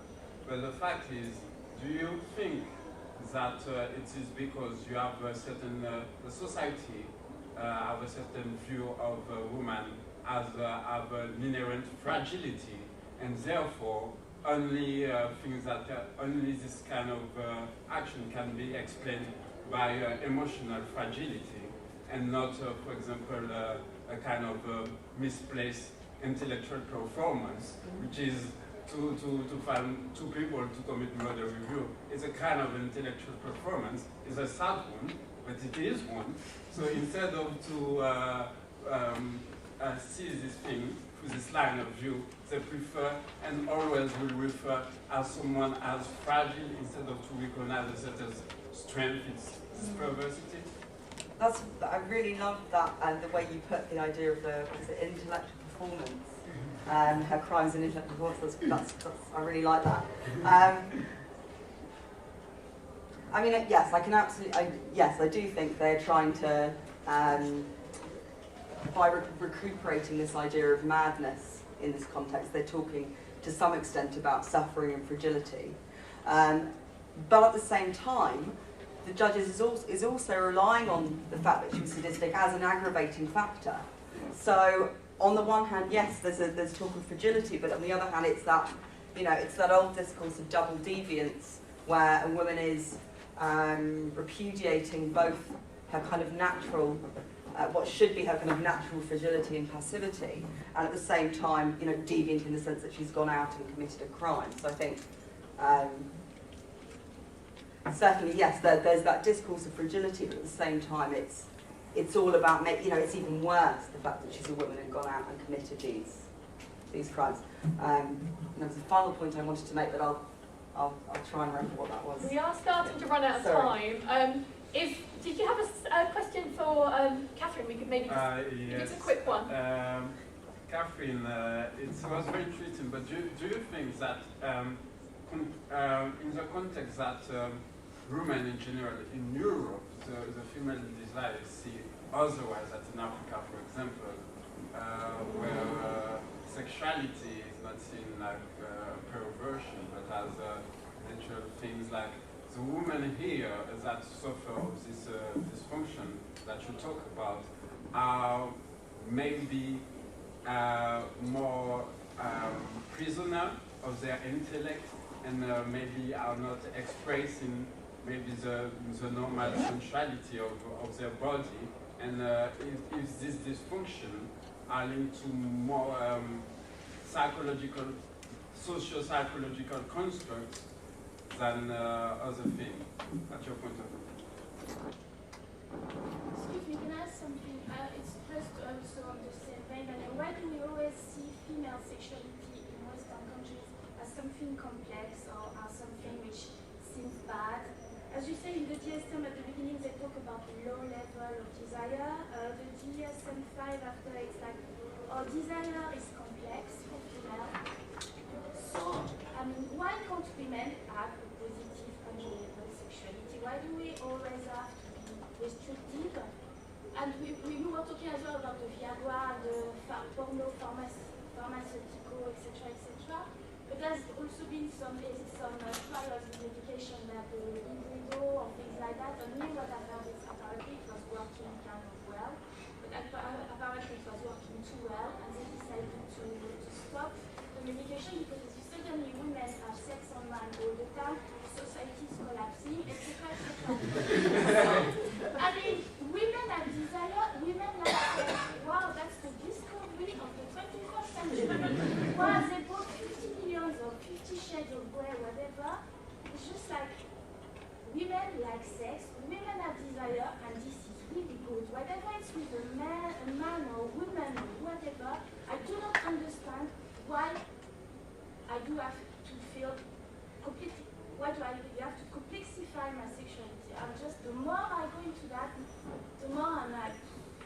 Well, that's exactly it. I mean, that's exactly the question: is why does psychiatry delineate things in the way it does? Why does it assume, for instance, that to have low desire, or to have high desire, is something that needs to be named or needs to be described? I mean, that's exactly the question that people are posing of to the psychiatric classification system.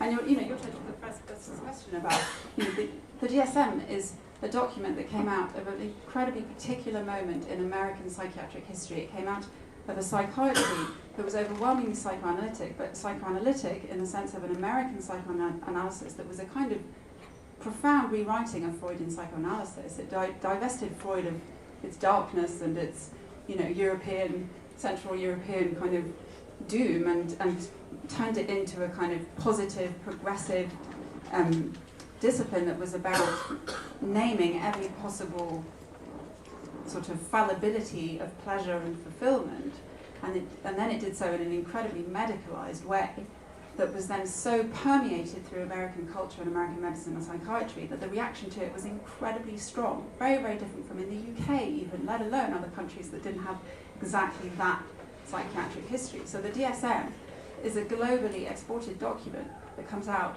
of 30 years of incredibly specific American cultural and psychiatric history, and it's being used worldwide. I mean, not comprehensively, not in straightforward ways. In the UK, it's used to for people to get to apply for research grants. It's not used clinically in the same way that it is in the US.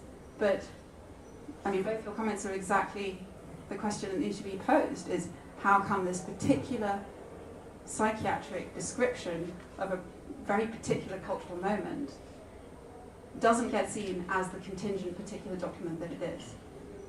That's the question.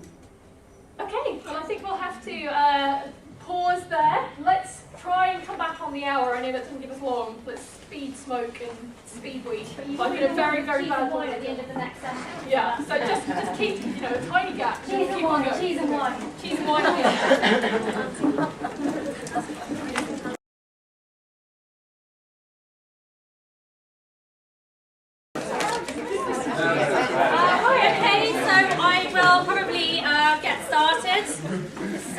Being back in the lecture theatre where I teach, everyone be quiet and listen to me, just a teaching flashback. Okay, so today I'm going to be talking about male gaze and the female gaze, women who watch male pornography. Okay, so in terms of why I decided to do this research, there was lots of great anecdotes out there about how much women like gay male porn. So we have this quotation here from G.R.R. Martin. So he was writing about how he gets an overwhelming amount of fan mail from fans saying, please can you write more explicit male sex into the books and obviously into the TV show. And that most of these letters come from women. And he was expressing surprise about that. He thought it would be from gay men. And actually it's women kind of badgering him to put more gay porn in the Game of Thrones books. And we see this kind of in TV shows too. So we see a lot of TV shows coming out recently. They're aimed at a female audience, like the Carrie Diaries, the Following, Teen Wolf, that put in kind of plot lines because they know that teenage girls, young women who watch the show, like it and find it erotic. And obviously we have the popularity of Brokeback Mountain. This has been talked about quite a lot in the discourses. But there hasn't really been any research on it. It's just this kind of idea that floats around and people talk about it, but nobody systematically kind of looks into, well, why do women like this kind of pornography erotica? What's going on here? So some recent survey data finally came out this year from Pornhub, who flagged gay male porn as being the second most popular choice for women porn users out of 25 plus possible genre choices on their website. And obviously this is using Google Analytics, so guessing someone's gender can be a bit problematic. But nevertheless, this is the kind of only survey data we've got so far. I also researched it because it's an area of personal interest for me. I'm also an erotic writer, and I got very into writing gay male erotica and slash fiction and so on. So it was a kind of community I was embedded in and kind of was quite passionate about. So in terms of the research that was already out there, obviously we have quite a lot of research around how women engage with pornography and erotica, but it very much looks at how women engage with heterosexual and to a lesser extent lesbian and queer porn. And we actually have in quite a lot of the seminal works around women and pornography a kind of explicit disavowal of any interest in women and gay male pornography. So Lucinda Williams writing here that she's not going to address anything except heterosexual porn because lesbian and gay pornography do not address me personally as a woman. And Terry Shower writing here saying, she writes about how we have lots of lesbian scenes in male pornography, but in women's porno, nowhere is man-to-man sex symbolically or otherwise evident. So in kind of lots of the academy is completely ignored, like it's not a thing, it doesn't happen. And I was like, well, I think it does. So we see some discussion of kind of female viewers in the work on gay porn. McKinnon's work, good McKinnon, not bad McKinnon, around gay porn, he talks quite a lot about how there are female viewers of pornography, but he's very much focusing on gay porn for gay men. And this is kind of an interesting thing that some gay men pick up on, like, hey, chicks like this too, isn't that weird? But again, it's not systematically researched. The one area which has really researched it is research around slash fiction from within media and cultural studies. But this research was very rich and quite thorough and very interesting. It's quite siloed, so it's very much focusing on slash fiction as being something that fans do and embedded within fan culture. And it doesn't look at the kind of wider interest that women outside of fandoms might have in men who have sex with men. Just very quickly, people who see my talks a lot will be very bored of this clip by now, but to the uninitiated who don't know what slash fiction is, just so you're clear about it, slash fiction is fan fiction based on a cultural product, generally TV shows or films, where the two male lead characters have a romantic and often sexual relationship. And it grows out of the fact that quite often in these TV shows, the two men have a very close, intense relationship where they admire each other and love each other, and women are kind of incidental. So we have, Kirk and Spock, Sherlock and Watson, and so on as kind of key examples of this. And I have one clip which summarises it all perfectly for you.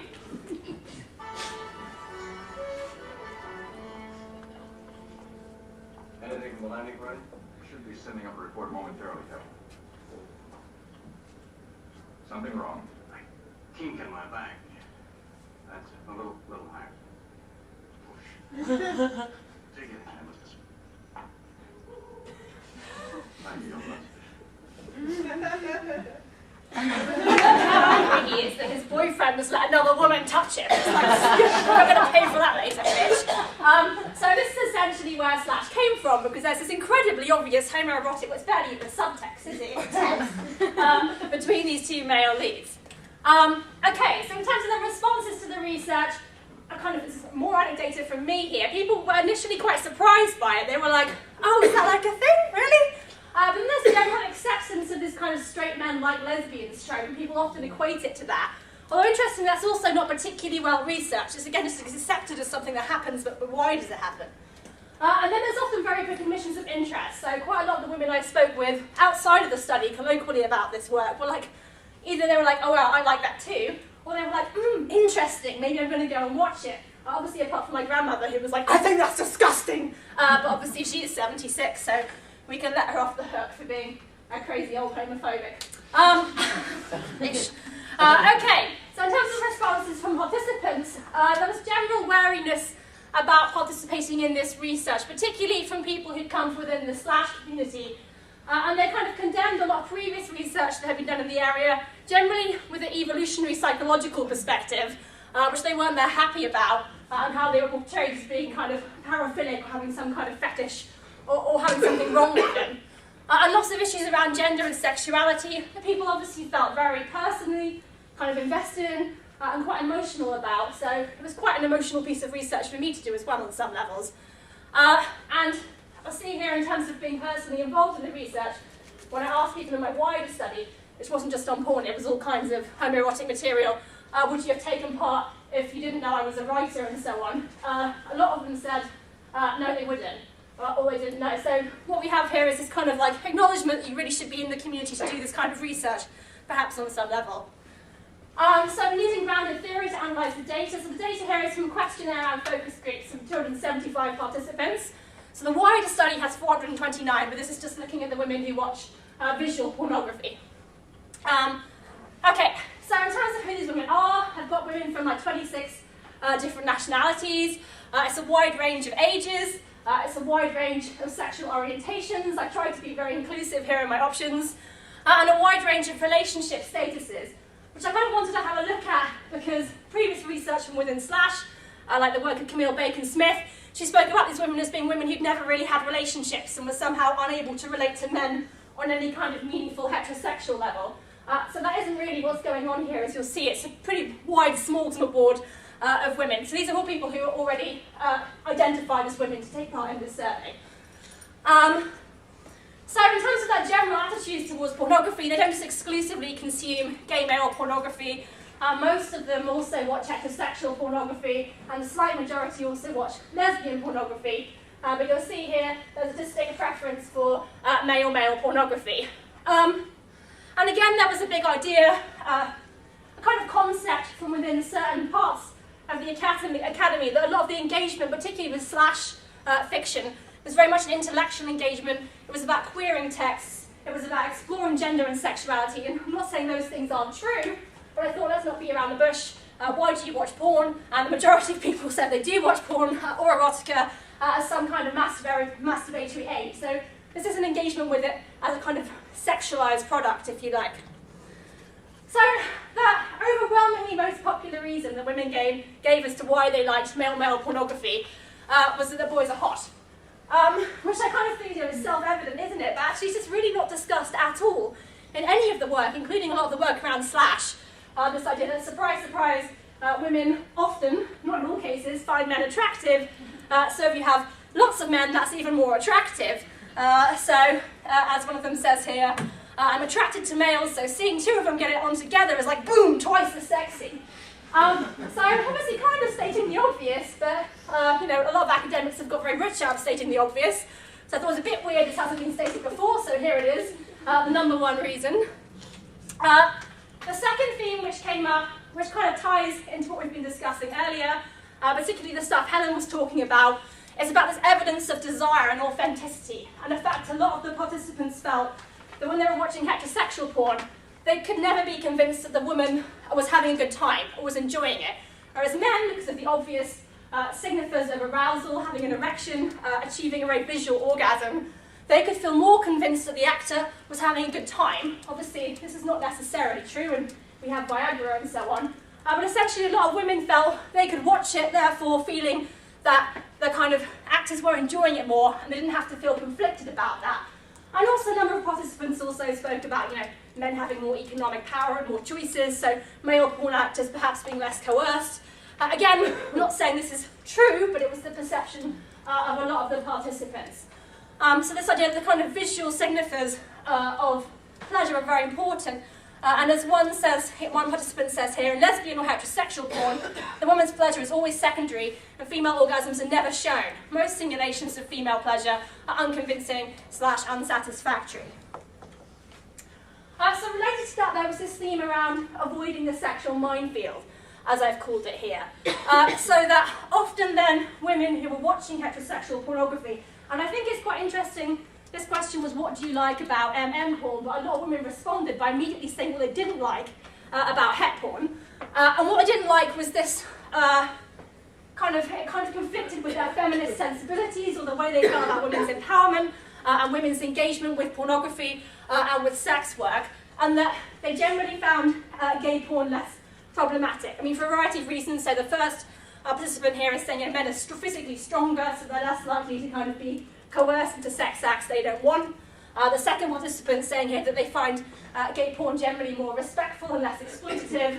And the last person saying here that, watching kind of male porn is all right because men don't have to deal with the same kind of shit women do around the pornification of culture. So seeing them be degraded or slapped around in pornography is a novelty. But tied with that, this idea that seeing the male body being treated as something which is desirable instead of a joke is also part of the attraction. So a theme definitely also came up around queer space. So researchers have written about this. So Kante and Restivo write about gay porn as being non-normative, as being queer, simply in the sense that it exists outside the patriarchal, heteronormative ideal of what sex should look like. So despite its very kind of nature, it's outside, it is queered through it not existing in that heteronormative patriarchal space. And a lot of the participants picked up on it. So here we have two participants who identify as heterosexual, saying they like it because it's not conventional, because it's not normal sex. But a lot of kind of queer participants and lesbian participants said they enjoyed watching gay male porn, even if it didn't fit their particular sexual predilections, because it was still queering the kind of norms around what porn should be and what women should like when they watched pornography. So, again, slightly related to these themes was this idea of eroticizing equality, which I've completely nicked from Sheena Pugh. So this idea here that the fact that these two partners are seen as equal, physically equal, equal in terms of social capital and kind of power, if you like, is erotic in and of itself. And then it also opens the door for a more playful approach towards how that relationship would unfold on screen. So a number of participants saying they preferred watching BDSM or kinky porn that was homosexual as opposed to heterosexual because it removed the gender dynamic from that some people found inherently problematic. So you could just watch it and enjoy it for being kink without having to worry about if that made you a bad feminist or if it was sociologically dodgy and so on. But other kind of participants saying it's not even about necessarily the power within a domination or subordination relationship, in a relationship more generally.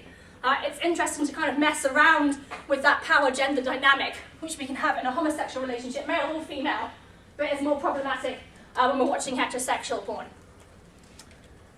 So, another theme which came up from like a subset of the sample was women saying they didn't really like watching heterosexual porn because they were jealous of the women in it, the women made them feel insecure about their bodies, about their own sexual performance, and that kind of took them out of it. They couldn't find the pornography erotic then. They started engaging with it intellectually and being concerned about it, and all their kind of insecurities came flooding back, and they stopped having a good time. There was also a group of women who had been victims of sexual violence or sexual abuse involving men when they were younger, and found the whole concept of some issues around heterosexual sex kind of inherently traumatic. And for them, again, male-male porn was a way to enjoy pornography without having to worry about how it would make them feel emotionally. And there was quite a lot of reflection around this, so as the final participant on this page here says, so when we watch gay porn, are we putting up a barrier between ourselves and pornography to stop ourselves entering it or feeling degraded or feeling used and stuff? Maybe when there's just two men, we're just not going to enter that space. So it's something we can take from without anything being taken from us, and us being made to feel anything we don't want to feel. So kind of related to this theme was this theme around taboo and the unknowable. So I kind of crushed these two things together, although they're slightly separate. So the idea that there was something inherently taboo about gay sex, that it was naughty. And it was particularly naughty for a woman to be watching it. So first of all, this idea that for a man to be penetrated is taboo in a society which kind of values hegemonic masculinity and men as being sexual aggressors, not sexual submissives. So the very act of watching anal sex between two men was taboo in and of itself, particularly then if you were watching it as a woman, because it's a kind of sex you could never have. It's the kind of sex you wouldn't normally get to see or participate in any kind of way. So it's kind of taboo sex. And it's also unknowable sex. So a lot of women wrote about how it's the kind of sex they could never really understand. They could understand lesbian sex, they could understand heterosexual sex, but male-male sex was unknowable to them. It was a completely different experience they would never have. And so, in its own way, they're therefore uniquely satisfying. Which kind of ties in with the whole tradition, Georges Bataille and so on, about the erotic being transgressive in some way, being taboo, being something which is not normative, which is therefore exciting. So there was also a kind of more pragmatic theme that emerged. A lot of participants said, well, it's just better porn. It's got better production values, better actors, better plot lines. It tends to be less vanilla. There's a lot better, more amateur stuff out there, which is kind of interesting. And the producers will often take more risks because they're not onto the kind of big money that the great kind of big internet porn giants are with the het market. They're prepared to be more experimental and do more interesting stuff. And as this last participant says here, heterosexual porn so often makes the women out to be stupid, and they so often go for this ridiculous body type.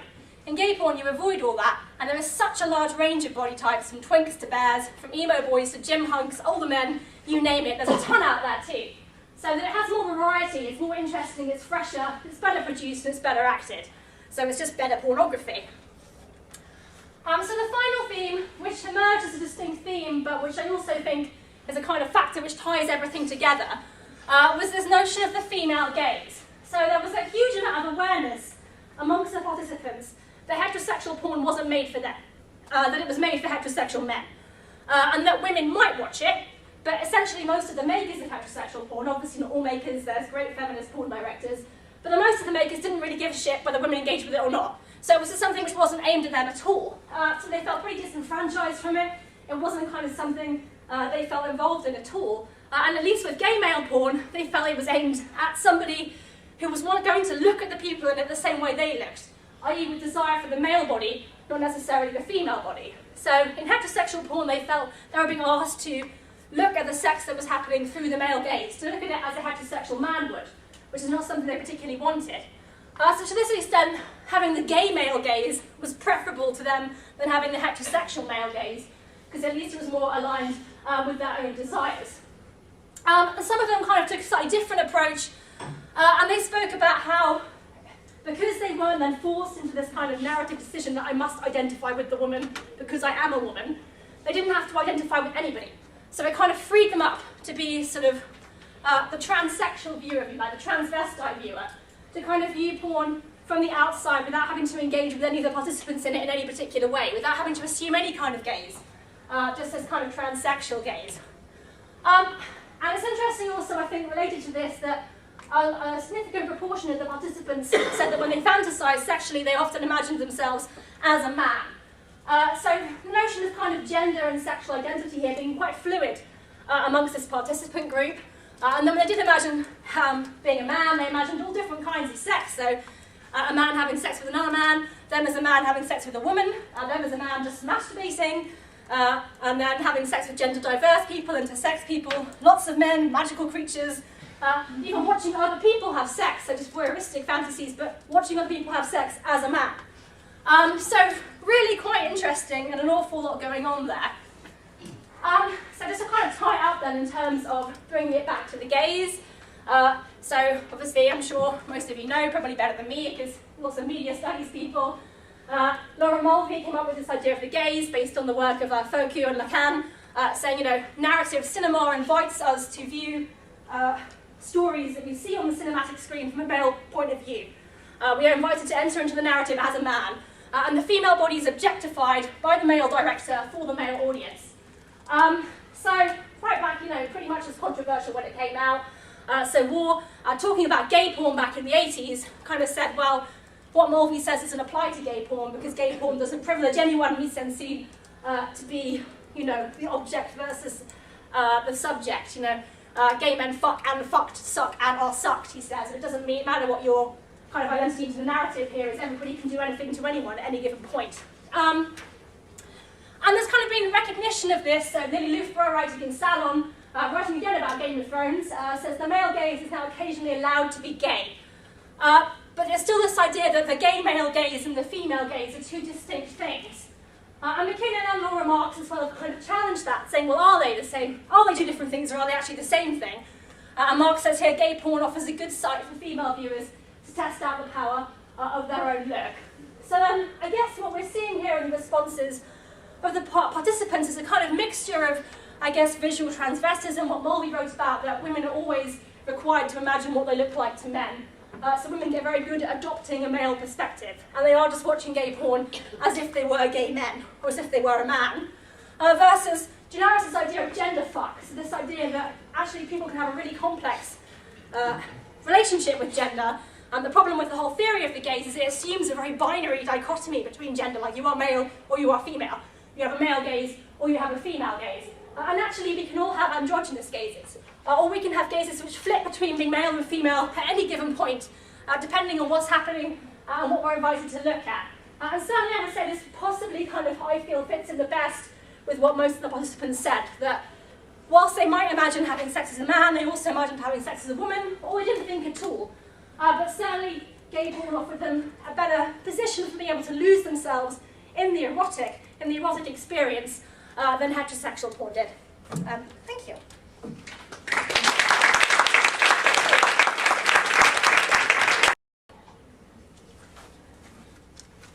Hello. name is Lucia Bilbao Rutia, and now you can pronounce it, doesn't matter, you can call me Lucy. And this is part of, it's going to be my PhD research on female sexual dominance. Actually, this is part of a paper that I gave on aging and female fetish performers, as in femdom, at a conference a couple of years ago organized by Sarah Hartman. The thing is, I retook the subject of aging, especially female aging in porn, and specifically femdom porn, and just interest has grown bigger. And actually, while I was writing this, it all became a really huge rant about not just femdom porn, but how mainstream culture how it says, represents the narratives of aging, of being, female and aging, and your right to have sexual life or to express a sexual and active sexuality. I specialize in femdom fetish, so I will try to talk about it, but I'm going to start by framing it within wider culture. I am reframing the subject within mainstream culture by comparing the roles and representation of older women in femdom fetish porn to the roles and representation that we find in mainstream culture and society, specifically having a spot of blogs and articles, normally on the center-left papers such as The Guardian, blogs by older women in the 40s, 50s, divorced, who start dating or online dating, and it's about their adventures and misadventures. We hear a lot about young people being brainwashed into unrealistic, damaging narratives about their bodies and sexuality by porn. But the subject of women in the 40s and older and the sexuality that has been inspiring rivers of pixels, as I said, is also creating narratives that are becoming canon and that I find just as damaging, negative, unrealistic, and disempowering. Sorry, I had to use the word. I'm going to refer to 3 articles from The Guardian. Actually, I think I cut it down. I think it's just going to be 1 or 2. And one blog that is attached to The Guardian is Stella Grace, is a pseudonym, Midlife Ex-Wife. It's called Midlife Ex-Wife. That's like a double negative, isn't it? So, I'll show this. I mean, it's called Midlife Ex-Wife. Like, what kind of a sexuality, what kind of a representation of femaleness or female sexuality is that, very, very much is saying that she's over the hill, that she's over, that she's waiting to die, which annoys me greatly as a woman in my late 40s. I mean, can you see what I mean by negative narratives around older women's identities? So here you can see, this is, can you hear me? Can I move my head? Yeah. This is an extract from a recent blog by her, which is a kind of, everybody who does online dating, doesn't matter if you are 18, 35, 55, you have to kiss, so you have to have lunch with a lot of frogs. But no matter what age you are. But these women always seem to blame their age. And you can see that is, that is such a disheartening lunch date. We began with lunch when once we had ordered the food, conversation immediately flagged.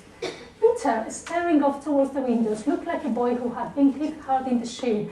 I asked eager questions. I was smiling so much that my cheek muscles hurt, poor you. Once he felt that I admired him and that he could make me laugh, he began to like me better. And it was going on there, so many things, as you saw, a woman being the pleaser, a woman being the nurse, a woman being the validating a man, just to get what seems like not a very promising, potential whatever. This is the beginning. Please kill me. This is the beginning of the day. Do you want to be in a relationship with that guy? I don't know. The narrative of these blogs is pervasive. Women divorced from long-term relationships, sexless. They say, we're divorced for 18 months, we haven't had sex in 7 years. In many cases for years while they were married, looking not just for romance, but for validation from men around their age or older. These women inhabit a world where the market value has dropped dramatically.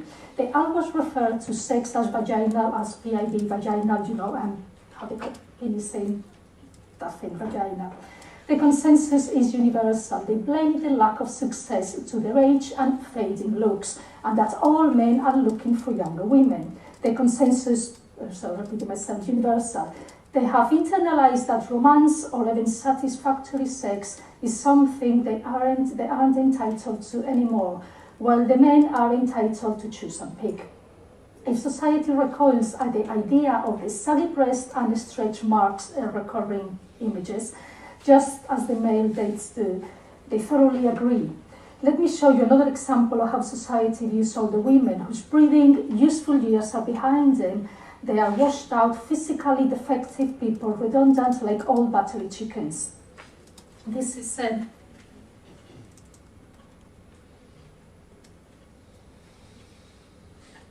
is the one.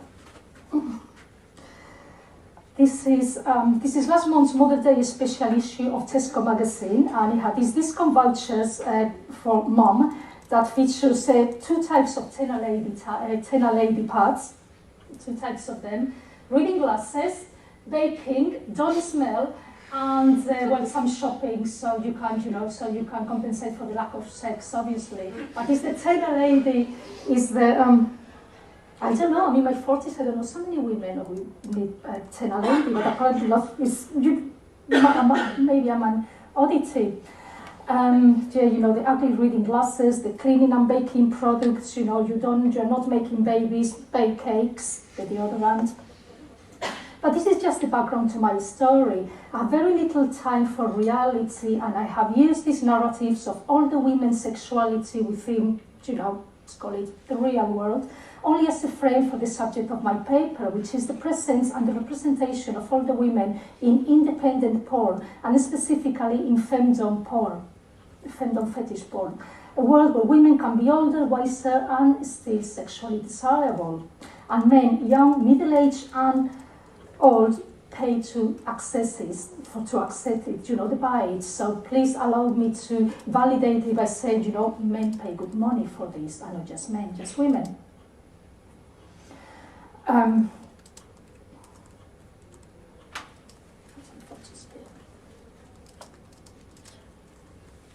It says this is also a very recent interview with Kim Cattrall of Sex and the City fame, who says, Hollywood still doesn't know how to deal with a lot of the issues that affect older women. I don't really see myself in most of them, film or television that has been made. I don't see myself in a mainstream porn either, as you also say that women's claim. So she said they still think that most of the best roles are in the theatre, also in independent produced porn, and specifically independent fetish porn.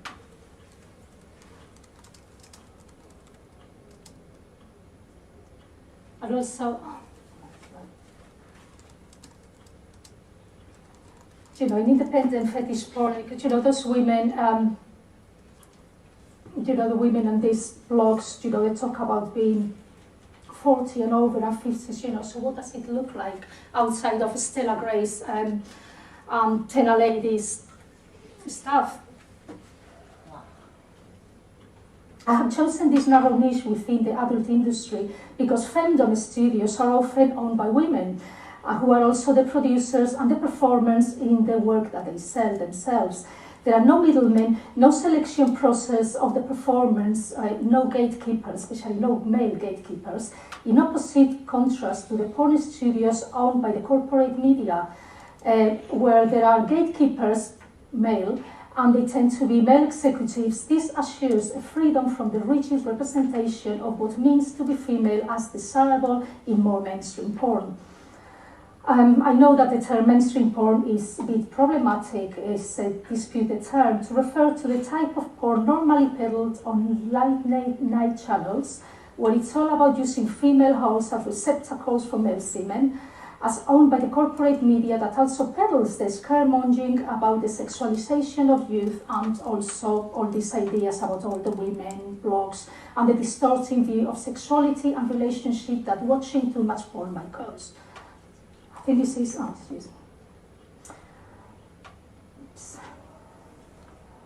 I like to refer to this kind of a more mainstream porn as family-friendly porn, because if there is a cultural product that enforces in the viewer a traditional view of gender roles, This is it. Its educational purpose for the citizens of the future is clear. This is an echo of society's gender expectations, where fertility, subservience, and an unfailing readiness to cater for the male's needs, as Stella Gray shows us by being so gracious to her boring date, is expected of women. Porn, contrary to what its detractors claim, is not a product with no cultural value. In fact, it serves a very effective ideological vehicle to educate its future citizens into normativity and traditional gender roles. In her famous book Between Men, Eve Kosowski wrote, sorry, I don't have it on this slide, I have to read it.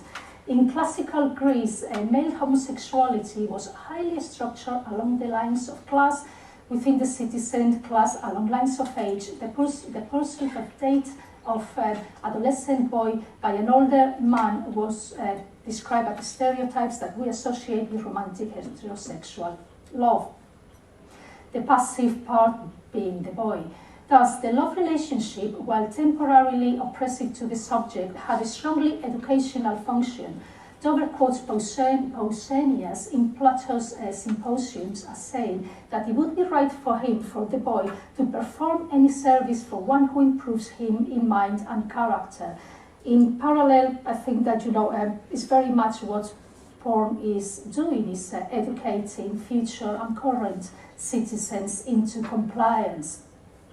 The porn that is allowed in UK these days after the Audiovisual and Media Services Regulations that was passed in December 2014 teaches its viewers about gender relations, specifically about the subservience of women to men.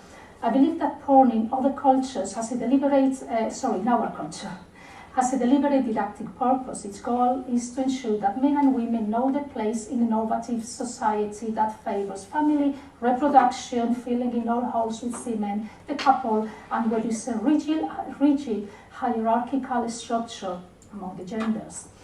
It also reminds women that straying from the biological destiny by exploring more exotic sexual practices is punished with slut-shaming. And finally, that any man of any age has a divine right to stick his cock wherever he pleases. But all the women must give up any expectations and quietly disappear.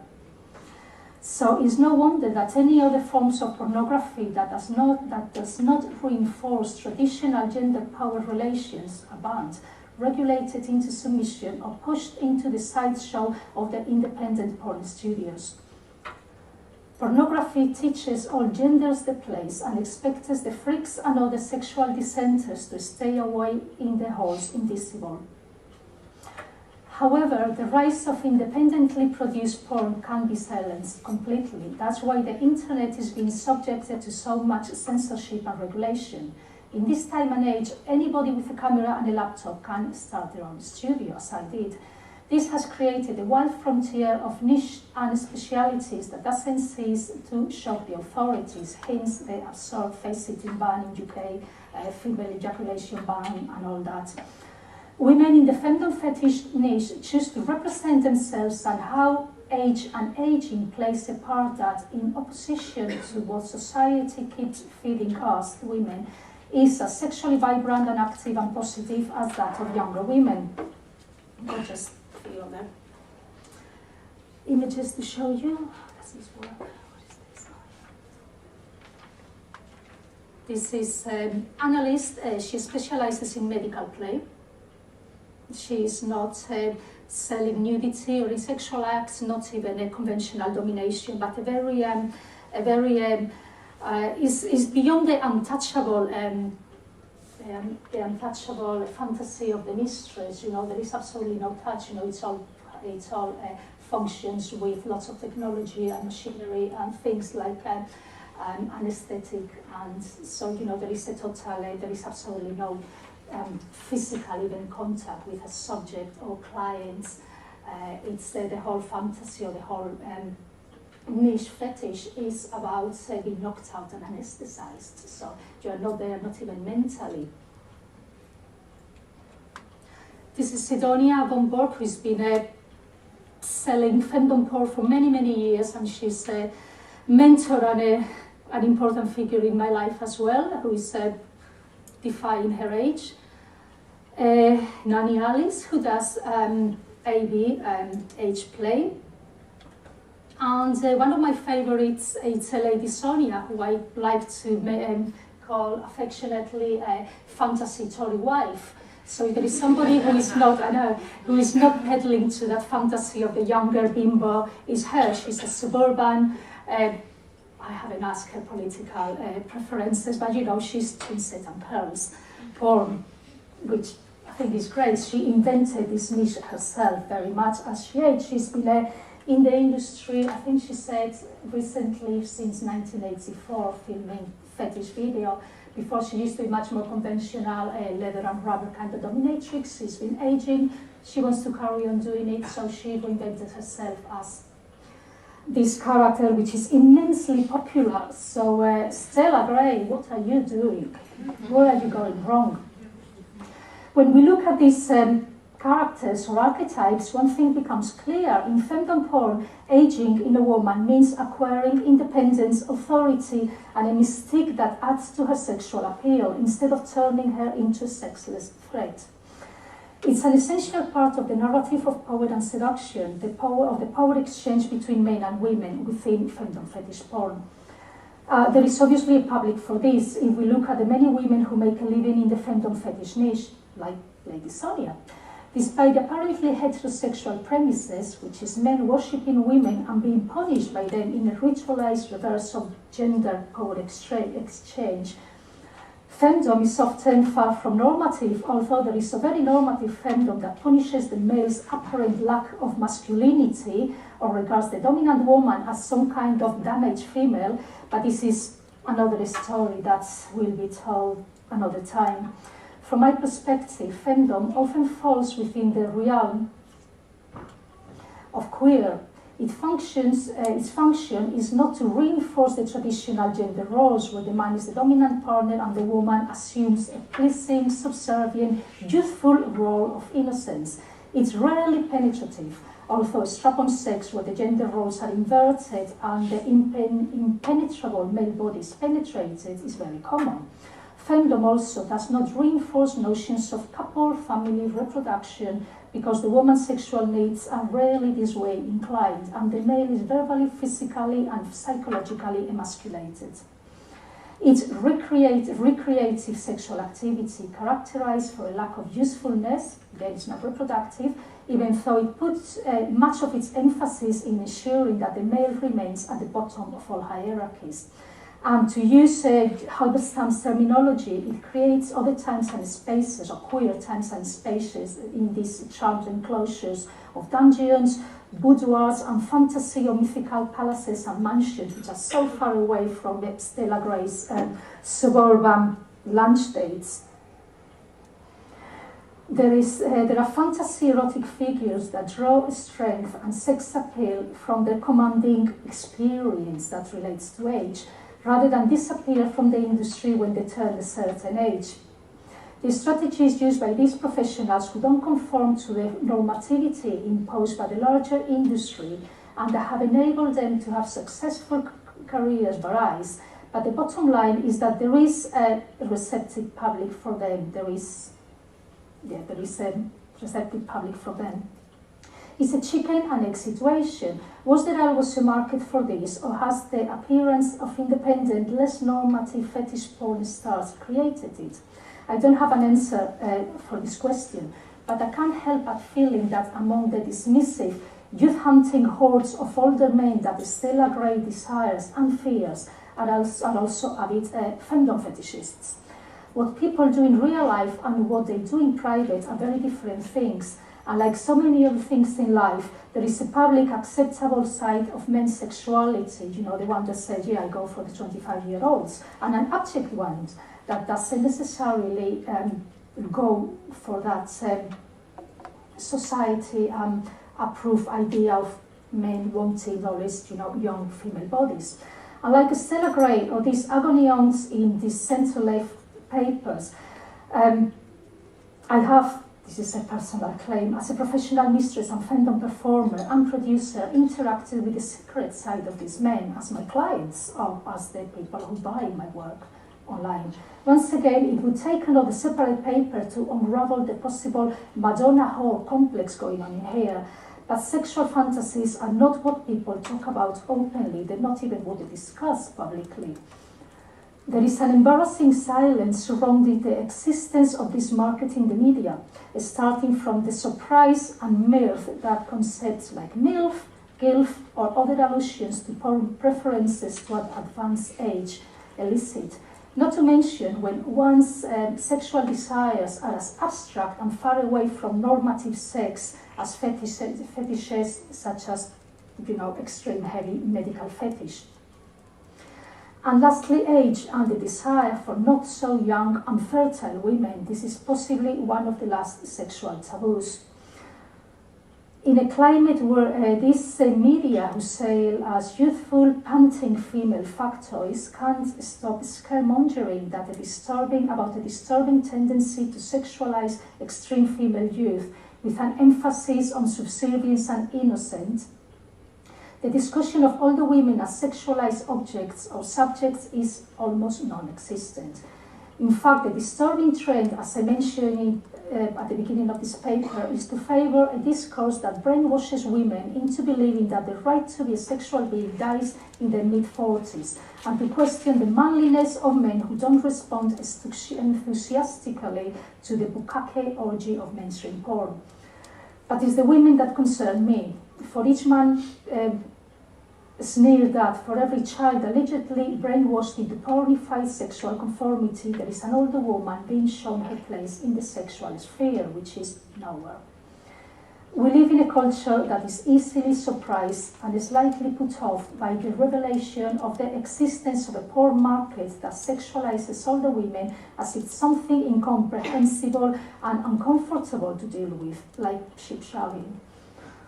This is a nervous smokescreen to preserve heteronormativity and the cult of the young heifer as the only sexual object allowed to be desired by any self-respecting, normal, heterosexual man.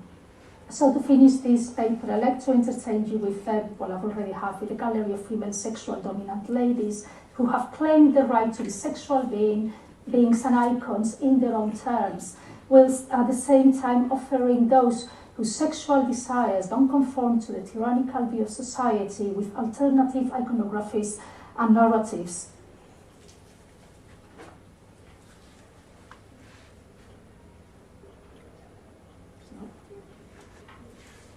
And finally, I'd like to quote my friend, the journalist Frankie Mullin, who wrote on a recent article about the UK's draconian legislation that regulates porn. We don't need to censor porn. What we need is more and better porn. And that's it. Thank you.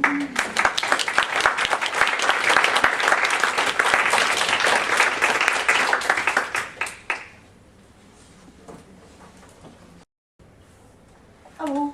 I'm also going to talk about porn. I'll sort of give a little bit of context, and I'm going to talk about some of the information we've been gathering on the large porn audiences project that Carissa Smith, Martin Barker and I have been doing. So I'm going to focus on a kind of a grouping within that of a certain age group of women. I think when we talk about women in porn, there's often a tendency to see this as like a really new thing, that women haven't consumed or made porn in the past, but of course that isn't the case. There's quite a long history of women thinking about women as porn producers and consumers and performers, and about the relation of that with feminism, and not just in a kind of hostile way or not critical, but a sort of repudiating way. And so there is a history of women producing porn, experimenting with porn styles, targeting different audiences and so on. The academic literature on women as audiences of porn has been quite small, but there is some. So Jane Juffer's book is from the 90s. So again, this feels often is presented as if it's a very new thing, but has a history within the academy as well as within production. But it is certainly the case that women as porn producers and consumers and performers are much more visible publicly. And the connection between women pornography and feminism is much more visible, especially with, we now have the Feminist Porn Awards, we have the Feminist Porn Conference that goes alongside that. We had the publication of the Feminist Porn Book last year or the year before. And another book, New Views on Pornography, which is just coming out by Lynn Camella and Shira Tarrant, which again is kind of really opening up these issues, particularly around women, feminism and pornography. More and more producers are presenting themselves as making porn for women, or as being women directors, or producing female-friendly porn, or as producing feminist porn. And there is more and more production of resources, sort of gathering together porn that women might like, online, different kinds of collections of porn that is for the girls. A kind of growth of a curating of porn for women alongside the kind of academic interest and the production interest. At the same time, in kind of mainstream publications and in popular discourse, the idea that women are interested in pornography is often presented as either hilarious, so this book, Porn for Women, which came out several years ago, it's a collection of images of men doing things like vacuuming, you know, the premise being, of course women don't like porn, what they really want is to look at images of men organising tins in a cupboard, or, you know, remembering your birthday and stuff, but they, you know, certainly wouldn't be interested in looking at anything explicit. So all of the images in the book are like that. The other discourse, which is more prominent, I suppose, is the concerned view of women's interest in pornography. This is an article by Tanith Carey, but it's quite typical of lots of the kinds of discussions you get in broadsheet media, which I think is probably more concerned about pornography in the tabloids, which starts, why more and more women are using pornography, and then immediately goes into increasing numbers of women admit to being hooked on internet porn. Why is this happening, and where are they finding help? So it's set up as a, you know, and the whole article then becomes one which is about addiction, and therefore, you know, this very sort of pathologizing view of women's view of pornography. On the other hand, we do have the discourse, again, which is presented as a very, very new, but a story that's been recycled endlessly, that women do like porn. This is this month's edition of the UK Vogue, which has, are you part of the new wave watching porn, we ask, and you know, there's quite a lengthy feature on that. But you can find those features appearing over the last 15 years at least, periodically.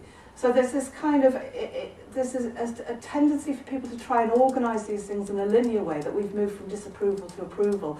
But actually you can find those, the sort of trivialising, laughing at women as being interested in porn, pathologising it, and saying, hey, it's cool and we all do it, all at the same time over quite a long period. Okay. Just to jump to this, I won't talk very much about the research itself. It's an online questionnaire. It's not representative. We just looked for people who would answer our questions about pornography and their engagements with it. We had 5,500 responses. We're still sifting through them. So really I just wanted to do, well, three things. First of all, to point out some of the very sort of headline findings that we had, where we are looking at what men and women said and how those were sometimes similar and sometimes different. So this shows, and we had far more men answered the questionnaire than women, 2/3 men, 1/3 women, but this is proportional. So you can see that there are, you often find some differences between what men and women say, or at least the quantities of men and women saying the same things. Sex keeps you healthy physically and emotionally, more men have said. But there's also lots of similarities as well. Sex is best when it's a bit animalistic, was something that men and women agreed on. I think generally speaking, we're finding more similarities than differences in the kinds of things that men and women are saying. This was this is where we were asking about where people, the kind of format that people got their porn in.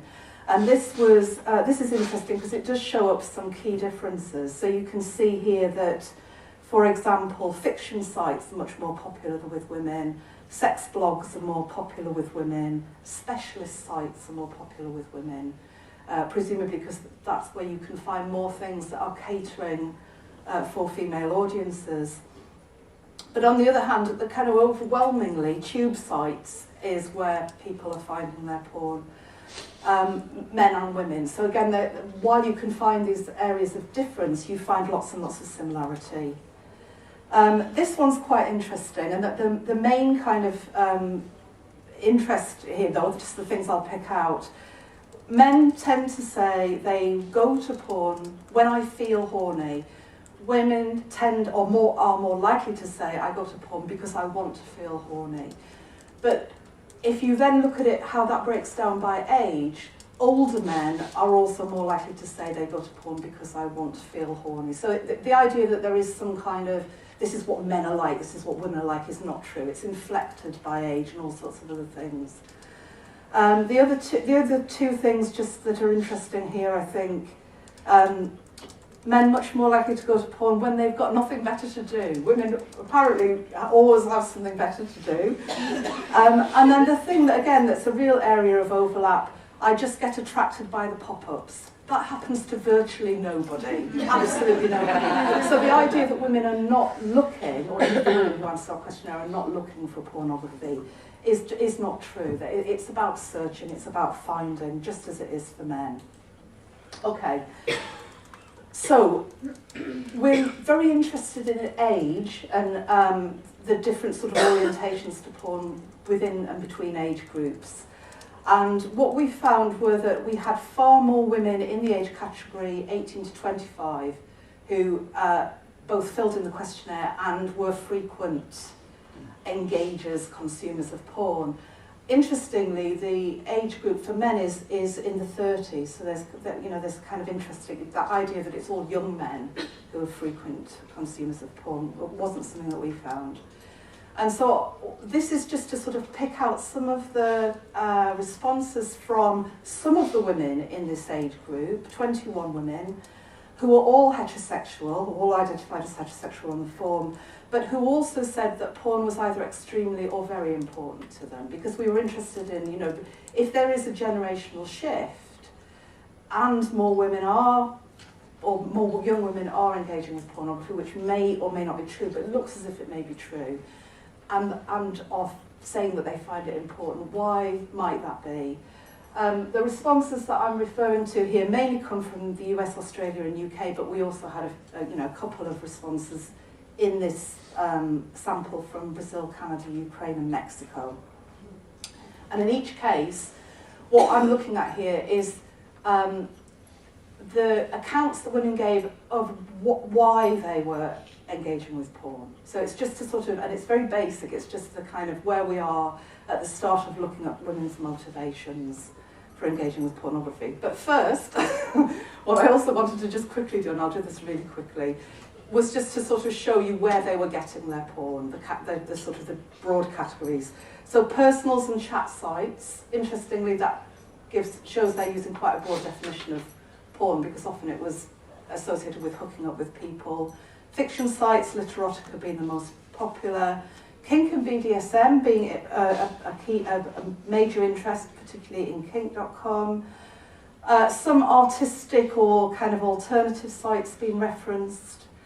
And then, I think this was just one person, but furry, cartoons and humour being a particular favourite source. But overwhelmingly, again, bearing out the kind of the findings of the bigger survey, most of the women were going to search engines, portals and tubes, particularly tubes, in order to find their porn. So the kinds of places that men also go. So there's a range of where people get their porn. Okay, so this is on to the why. Why do you engage with porn? In the project, we were really interested in talking to people who used pornography in the context of their everyday life. We weren't looking for people's attitudes to or opinions about porn, but some people did answer the questionnaire and used it as a way of sort of taking up a political position. So not very many, but this is a kind of an example of that. So this is somebody saying it's not important, but it's only important because politically I am in opposition to it. I've been very negatively affected by people who use and abuse pornography. My life has forever changed as a result. Much more commonly, we got quite lengthy accounts of women's mixed feelings about porn. So here we have somebody saying, porn has been teaching me since I was 7 years old how to fuck. On the other hand, it's completely twisted my sense of what sex is and how sex should be for normal people. So then, and gives an example of that as being when she has sex, she now plays a pornographic scenario in her head. I actually dislike pornography but still use it occasionally. I'm very interested in pornography. It's caused problems in my relationships. It's made me jealous and angry when partners were using it. Boyfriends have lied to me about their consumption of it. So quite often there were sort of quite thorny issues around the engagement with porn. It wasn't that people were kind of, well, hey, it's brilliant or it's terrible. It was much more common that there be a mixture of these feelings. Another key thing that we find in this group is talking about porn. Obviously, as Lucy mentioned, yes, porn's useful for arousal, but also there's a kind of more general use of it being to gain a sense of well-being, which isn't necessarily sexual, or to relieve stress or to build a mood. So women talk about it fairly predictably, I suppose, as a release to get orgasm and feel good. But they also mention an overall state of well-being. And one of the interesting things that we're finding throughout the study that we're doing is the importance of pornography to people in quite often just non-sexual ways. You know, that people go to porn for quite varied reasons. And this last comment here was actually from a porn performer who viewed porn to help her get through scenes that were less than stellar. So, you know, the consumption of porn and production of pornography is also kind of mixed up in that way. Another thing that we were interested in is how does pornography engagement relate to people's relationships, both with themselves and their sense of themselves as a sexual being, but also with partners. And we got various responses that told us stuff about that. So some women talked about it being personal pleasure and what they called a solo sex life being very important. So this isn't necessarily something that they would ever share with anybody else, but pornography was part of a sex life which was about them and not necessarily about anyone else. But it was also a way of providing stimulation and inspiration for fantasies. It was also a source that you could go to get ideas for trying new things with a partner. It was also a way to turn a woman and her partner on while they were watching it together, and therefore making the sex different.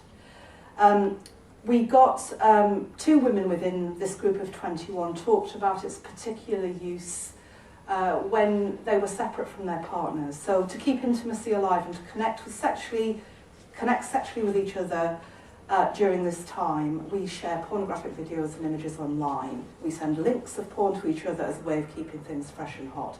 So again, there's not that, you know, as in the kind of popular idea that it's either something that people only ever do on their own, or it should only be associated with relationships. There's a variety of uses of it there.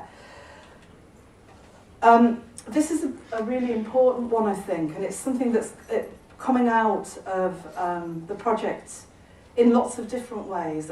And this idea of fantasy, I think we have quite a simple idea of what fantasy is, and in public discussions about fantasy, it's often presented as like a silly thing or a dangerous thing, or, you know, it's trivial.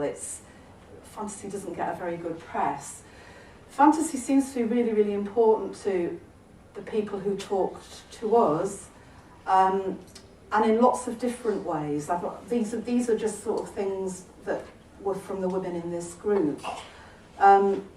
and this doesn't give you the sense of the whole range of how people talk about fantasy within the questionnaires, but you can see here, for example, it's a way of exploring, it's a way of teaching. It's taught me what I like and what I don't like. For some people, fantasy is a way of almost like, it's like a test. Does this turn me on? Does this turn me on? What would this do? What if I look at this? So there's this kind of like a looking in a mirror type of process going on.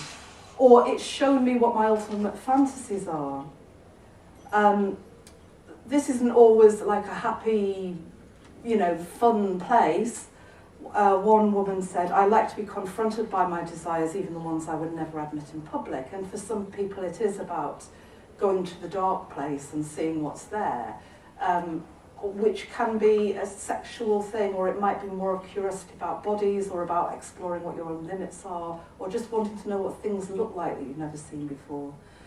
And then in this final comment we have here, I'm a submissive girl currently without a dominant, so I have to channel my submissive energy, and the best way I found this is through dominant submissive porn. And this idea of channeling energy, again, is quite interesting, I think. We haven't got a very sophisticated vocabulary for talking about the connections between people's idea of their sexual energy, their fantasy life, their identity, which is sexual, their relationship with themselves as a sexual being, their relationship with someone else as sex, and then the role of technology and media in all of that. And I think, you know, even though these are in some ways sort of quite simple comments, they kind of hint at that range. Okay, and then finally, this is just from one comment that we had, which I think just indicates the different kinds of significances that porn can have for one person, but in different contexts. So, you know, it's not just about finding out some people do this and some people do that. People do different things at different times in different locations. So this woman says, porn has affected many aspects of my life. I've used it casually in terms of laughing over parody porn and a few drinks with friends. So it's entertainment, not necessarily in a kind of, I want to get aroused way. More traditionally as a tool for arousal before or during masturbation or partnered sex. As a sort of adult sex education, to be taken with a grain of salt, to help keep my sex life active during long-distance relationships, and as a course of study during my undergraduate degree. So you can see that, you know, that again, there's kind of some very obvious things there and some less obvious things there too. Right, that's me done.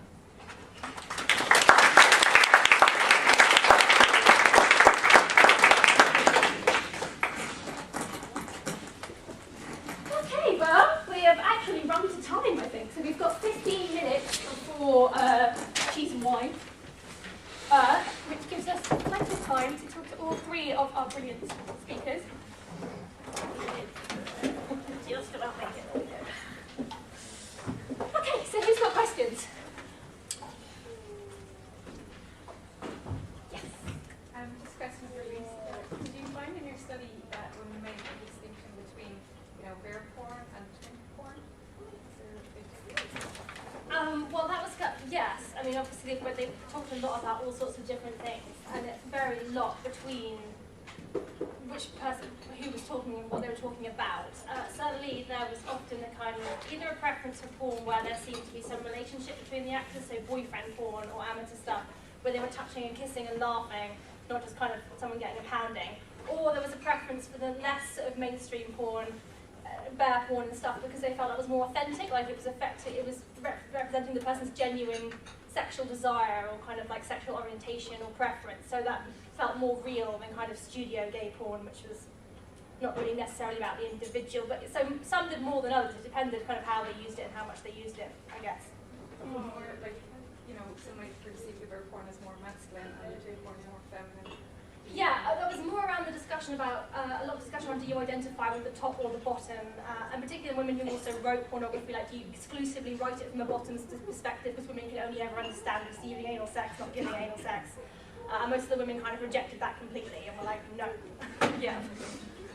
Yeah, because I guess there's something sort of nested in that, which is when you were talking about the kind of switchability of roles as being appealing. The idea that both partners are in a position to give and receive, that they're both sort of physically well matched in terms of power and so on.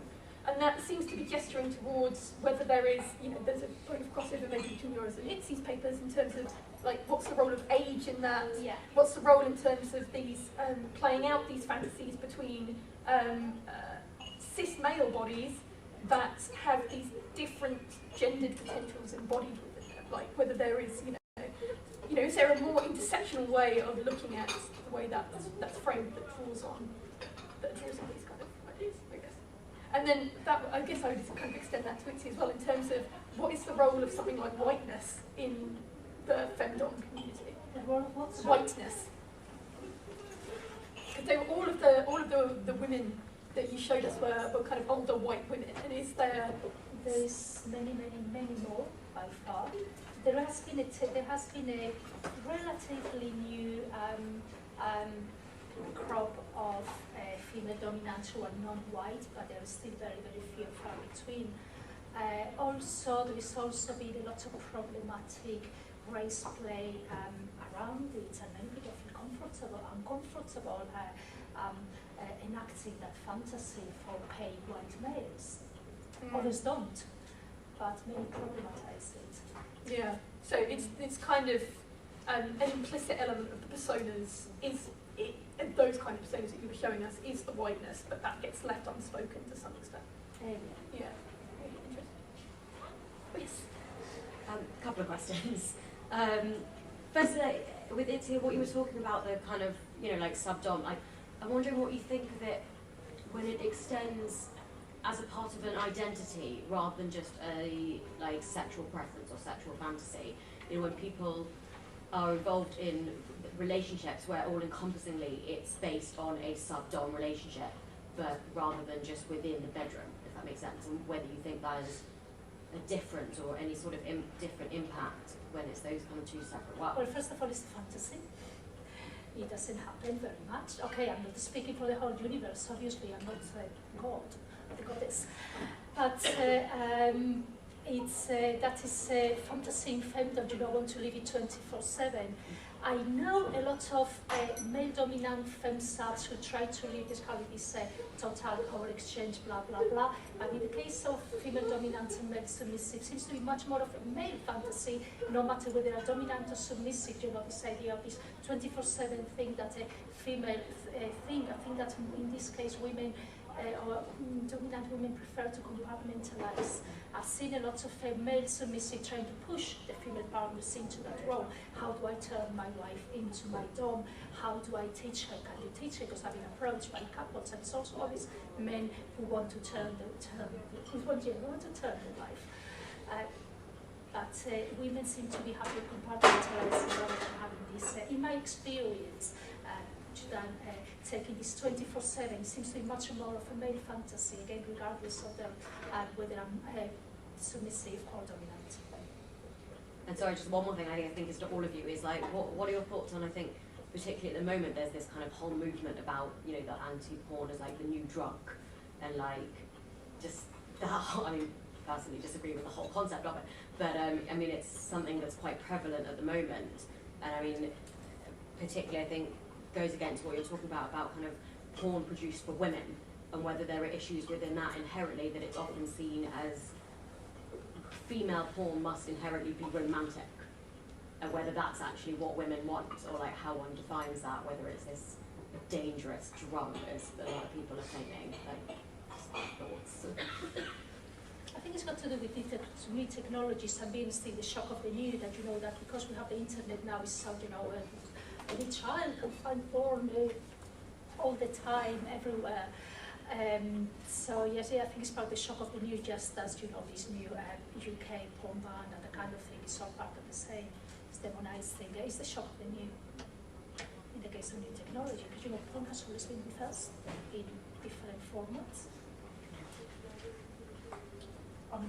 I think, what we're finding shows that idea that women like one kind of porn and it's completely predictable that it will be, about lighting and romance is not what is happening. First of all, it's wrong to us what women want. Women are not a group. We are individuals. So But in the which case, question how can you itself produce is- porn for women? How can you different. decide what that is? Well, I mean, I think people have different takes on that. So some feminist porn producers do have a very, a very strong idea of it does look like this. This is how we shoot it. This is how we pick the performers and so on. And then others have a less fixed idea. They're kind of trying to make something that's woman friendly, but that doesn't assume that will have a particular aesthetic and so on. I mean, I think those terms, female friendly, feminist, women's porn, are kind of used in quite different ways. So if you could look at the work of several different female friendly or feminist producers, and they would actually be quite different. I think it's an interesting idea, that idea of pornography as drug, but particularly in relation to some of the pharmacopornographic stuff in relation to the Preciado that Catherine was mentioning. Like, there's this, first of all, that starts from the standpoint that drugs are inherently bad and that they're all one thing, as well as porn is inherently bad and only one thing. And if we're assuming that drugs are a biotechnology for producing particular affects, we're thinking about recreational drugs or cognitive enhancers or psychostimulants, for example, then I mean, you can draw these kind of comparisons with pornography as an affect-producing technology. That it's there, but that's not necessarily a bad thing to experience those affects. You know, the fact that you were talking about them as this kind of a relationship tool, like a way of people exchanging affects remotely through pornography, which they can't exchange intimately because of the contemporary conditions. You know, we're all kind of economic migrants scattered around the world, and our relationships end up taking second place to that. So actually, it becomes you can frame it in ways where you can see that point of convergence, but again, you do need to unpick it and be kind of critical about what is being said when you assume that. I mean, I think just on that, I mean, there is that kind of, your brain on porn thing, which is bonkers. But I mean, I think Helen's exactly right about that. People putting things together in new ways. There's some really interesting work being done by Kane Race, who's an Australian academic, who's looking at how gay men's encounters online are combining particular kinds of, looking at porn, hooking up through a chat site, texting each other in order to hook up and to then use various different kinds of drugs in combination to create this whole new sexual experience. So in that sense, the drugs are really important, the technologies are really important. What he calls it the creation of a new sexual genre. This is how we do this kind of sex.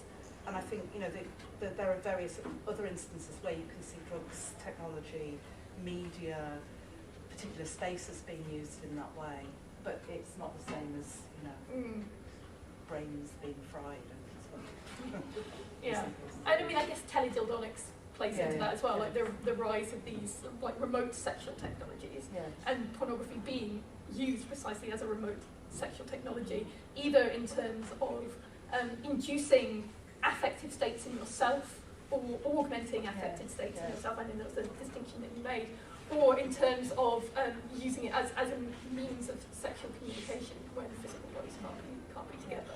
This idea that you now use an app on your phone to make your lover's vibrator vibrate a particular customized frequency, like in Japan where she's working, and you can both be watching the same porn and experiencing the same kind of sexual rhythms and things like that.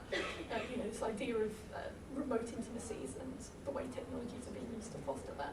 Which on one hand is like, oh, how interesting. On the other hand, it's like, well, it's really depressing. Like, basically, we're having to develop these technologies to act as a sort of substitute for the fact that, like, our working conditions mean that we can't have the kind of relationships that maybe we used to have or that we might want.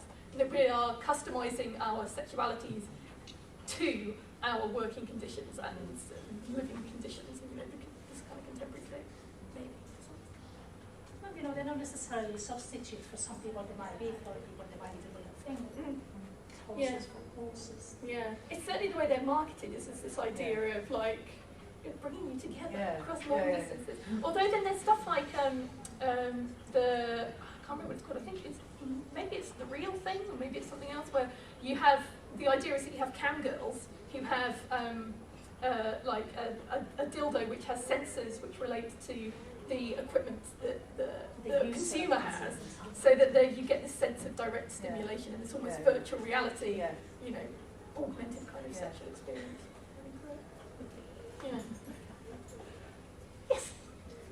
Fiona, I was interested in what you said about the difference between the proportion of men that said that they read erotic fiction versus women who did. Because when I read about this, you know, like commentary on 50 Shades of Grey and that kind of thing, you seem to get a lot of people saying things like no men whatsoever at all ever read erotic fiction.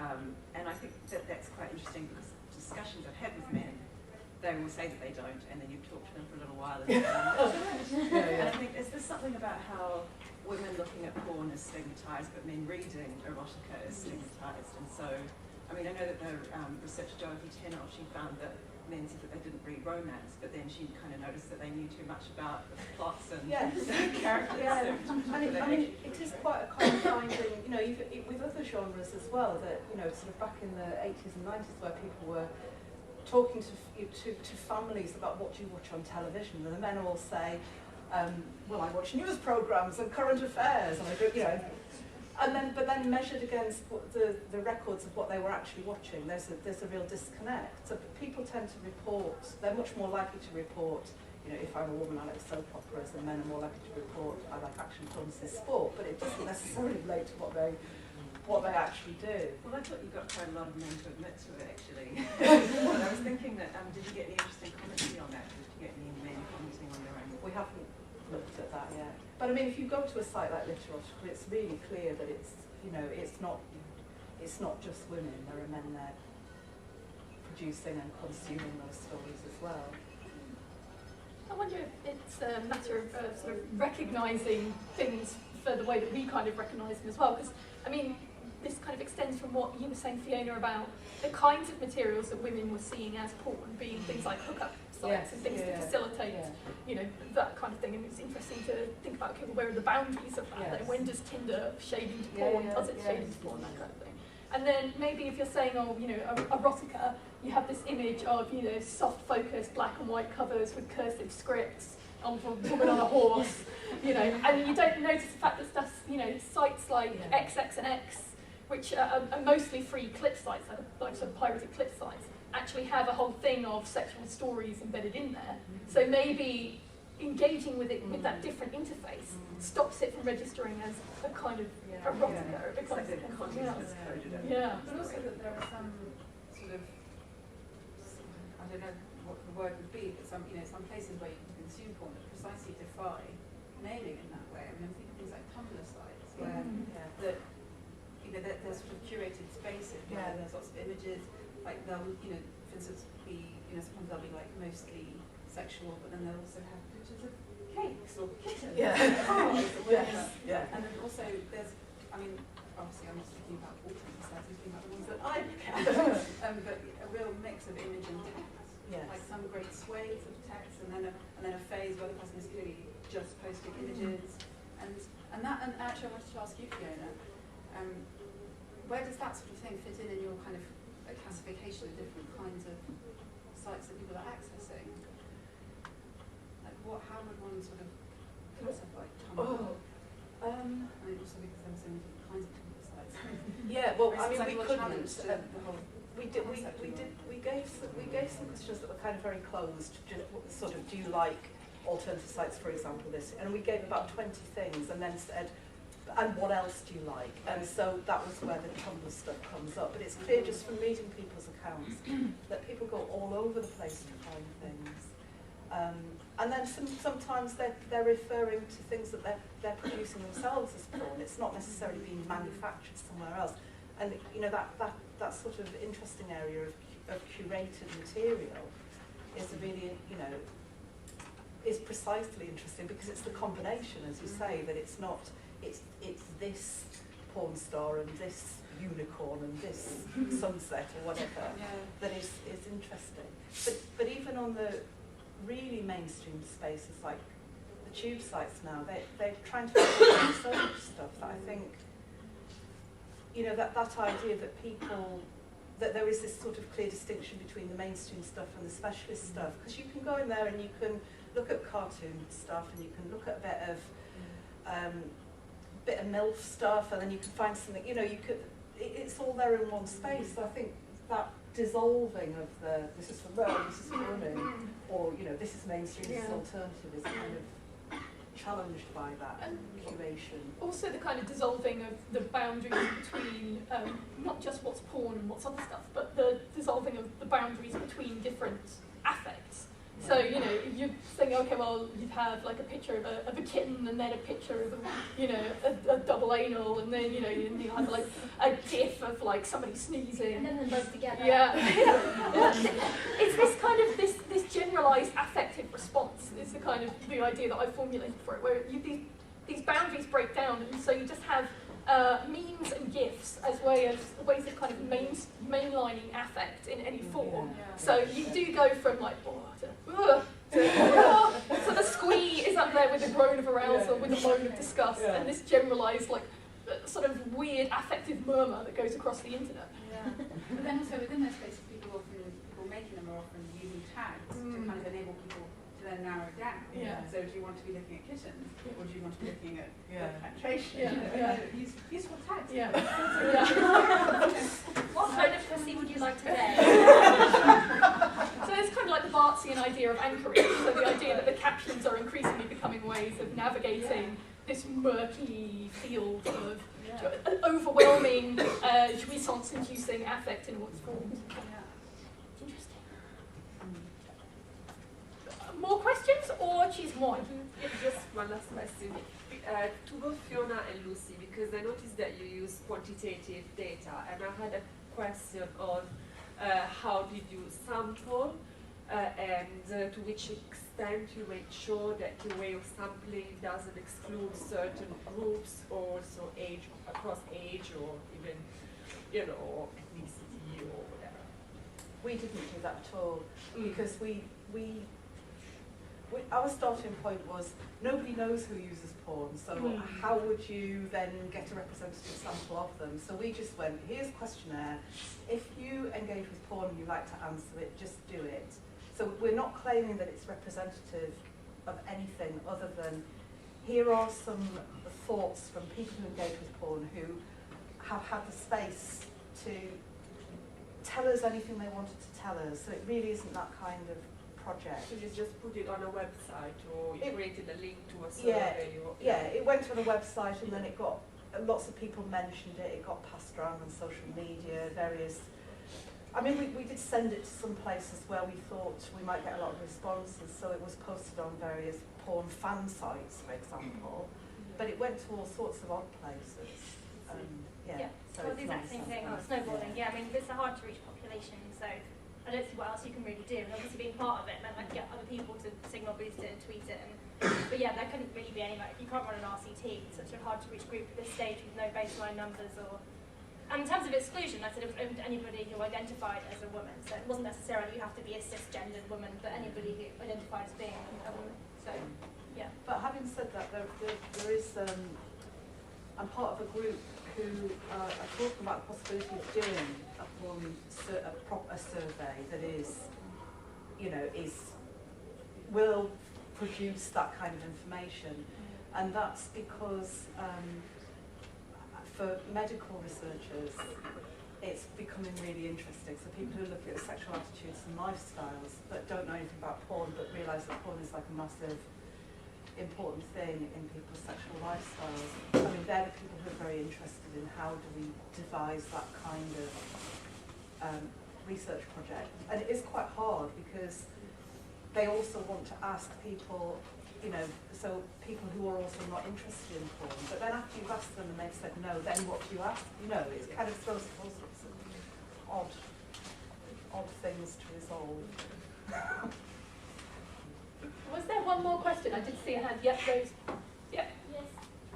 It's a question for everybody, maybe more for Fiona, because there was, you know, the age you chose between 18 and 25. And usually it's the age for young women who it's a bit more difficult to reach orgasm, generally. And do you think that porn is like this kind of theory, you know, and pornography is like theory. It's like what, sorry? Pornography is like theory. Theory. Theory, and I don't know, for maybe all the women that have been raised on Hollywood films where you have an orgasm in 30 seconds. When here on pornography, you can bang on for like 20 minutes or things like that. And also, there's also another thing I'm interested in is like curated porn, but I think some young women, they don't really have the choice to curate their choice of films, and that sometimes some of them, and I know that from what I've heard, they find themselves in some very uncomfortable position because recently I was chatting to this young girl and being sodomized by a 16-year-old boy who was being raised on pornography, I don't think she really enjoyed the experience. So I don't know, it's just like, does it give those people a better sex life? And I know those people that answered your survey have done that like willingly, but I think sometimes it forgets about some other people. I mean, we're speculating, we don't really know, but I mean, my guess would be that they're that age group of women, because most people now access porn online. That's the age group that's the age group that are accessing everything online, including porn, which makes it more accessible, which removes the barriers that women have had in the past. It's just been very difficult for women to access pornography in the past. So I think it's more likely to be not something that's got a single cause, but part of a broader shift to do with the way that different generations grow up with technologies in different ways. I think it's probably that rather than anything specifically about people's sex lives. But I mean, I don't know for certain. I did have a question for both of you actually, I don't know if it's a question, but about age, because that's something that is coming up much more. And you mentioned the Pornhub's finding that gay porn was the thing that women search for second. Yeah. First is lesbian. Yeah. So it's lesbian, gay, and teen, and then for men it's teen, MILF, and mature. Yeah. So I mean, there's something quite interesting, and I know that's really broad brush, but there's something really interesting there about kind of, I don't know. I mean, anti-porn people make a big thing of it's about teens, but it's about age actually. It's about age and difference in ages being something that's really fascinating. It's what you said earlier about people saying that they watch sports because I'm a man and then they are reading novels actually. And when I said earlier, as someone who's been as a sex worker, I get to see the other side from clients that they don't show in society. And it's about all that, they don't confess to that. But there is, suppose people don't tell the truth. Maybe, even these surveys that you are conducting, is no criticism to you, of course. Do people tell the truth? Do we tell the truth? It's, I think that's an open question, about what they really turn them on. I'm not so sure. Not just do we tell the truth, but could we tell the truth? Yeah. Would we know whether we should? What is it? Because sometimes I think there was one of the comments that said, in pornography I discover and realize what I like. People, it's not, some more, oftentimes people don't know beforehand. We don't know what we like until we have it in front of us. So if you never come across it, you might never know what you're really into. If I can interject, I think it's not about age more than social barriers. The thing is there is a decay of social barriers through porn, and I think that the reason why people are into teen or lesbian because there are structurally social barriers. That's the reason why people are interested in these categories more than about the age.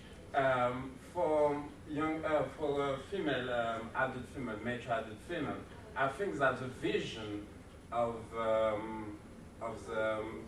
female being not desirable after a certain age is kind of antiquated and correspond to a certain period where maybe a man to maybe impose their impressive figure in the past have to have a younger female because it was looking better if you have like a beautiful car, beautiful house, and a young female.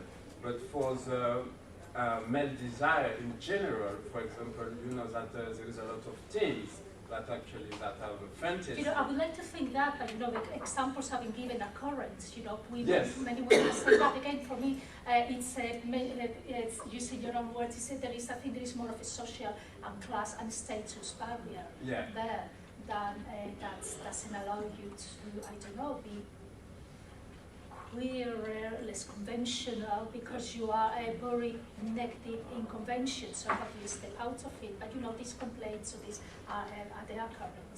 Yeah, absolutely, I think so. But I think again, it's more to do with your own social media than age.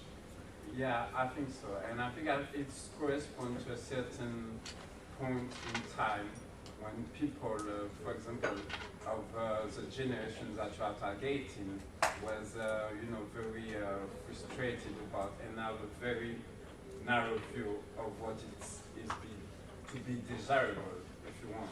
And now I think that it's more free, and people have, I don't say that it doesn't exist, but people have, there is a shift in view, I think, in quality. And about gay porn, I would like your opinion about the fact that basically there was a lot of erotism when you read ancient texts.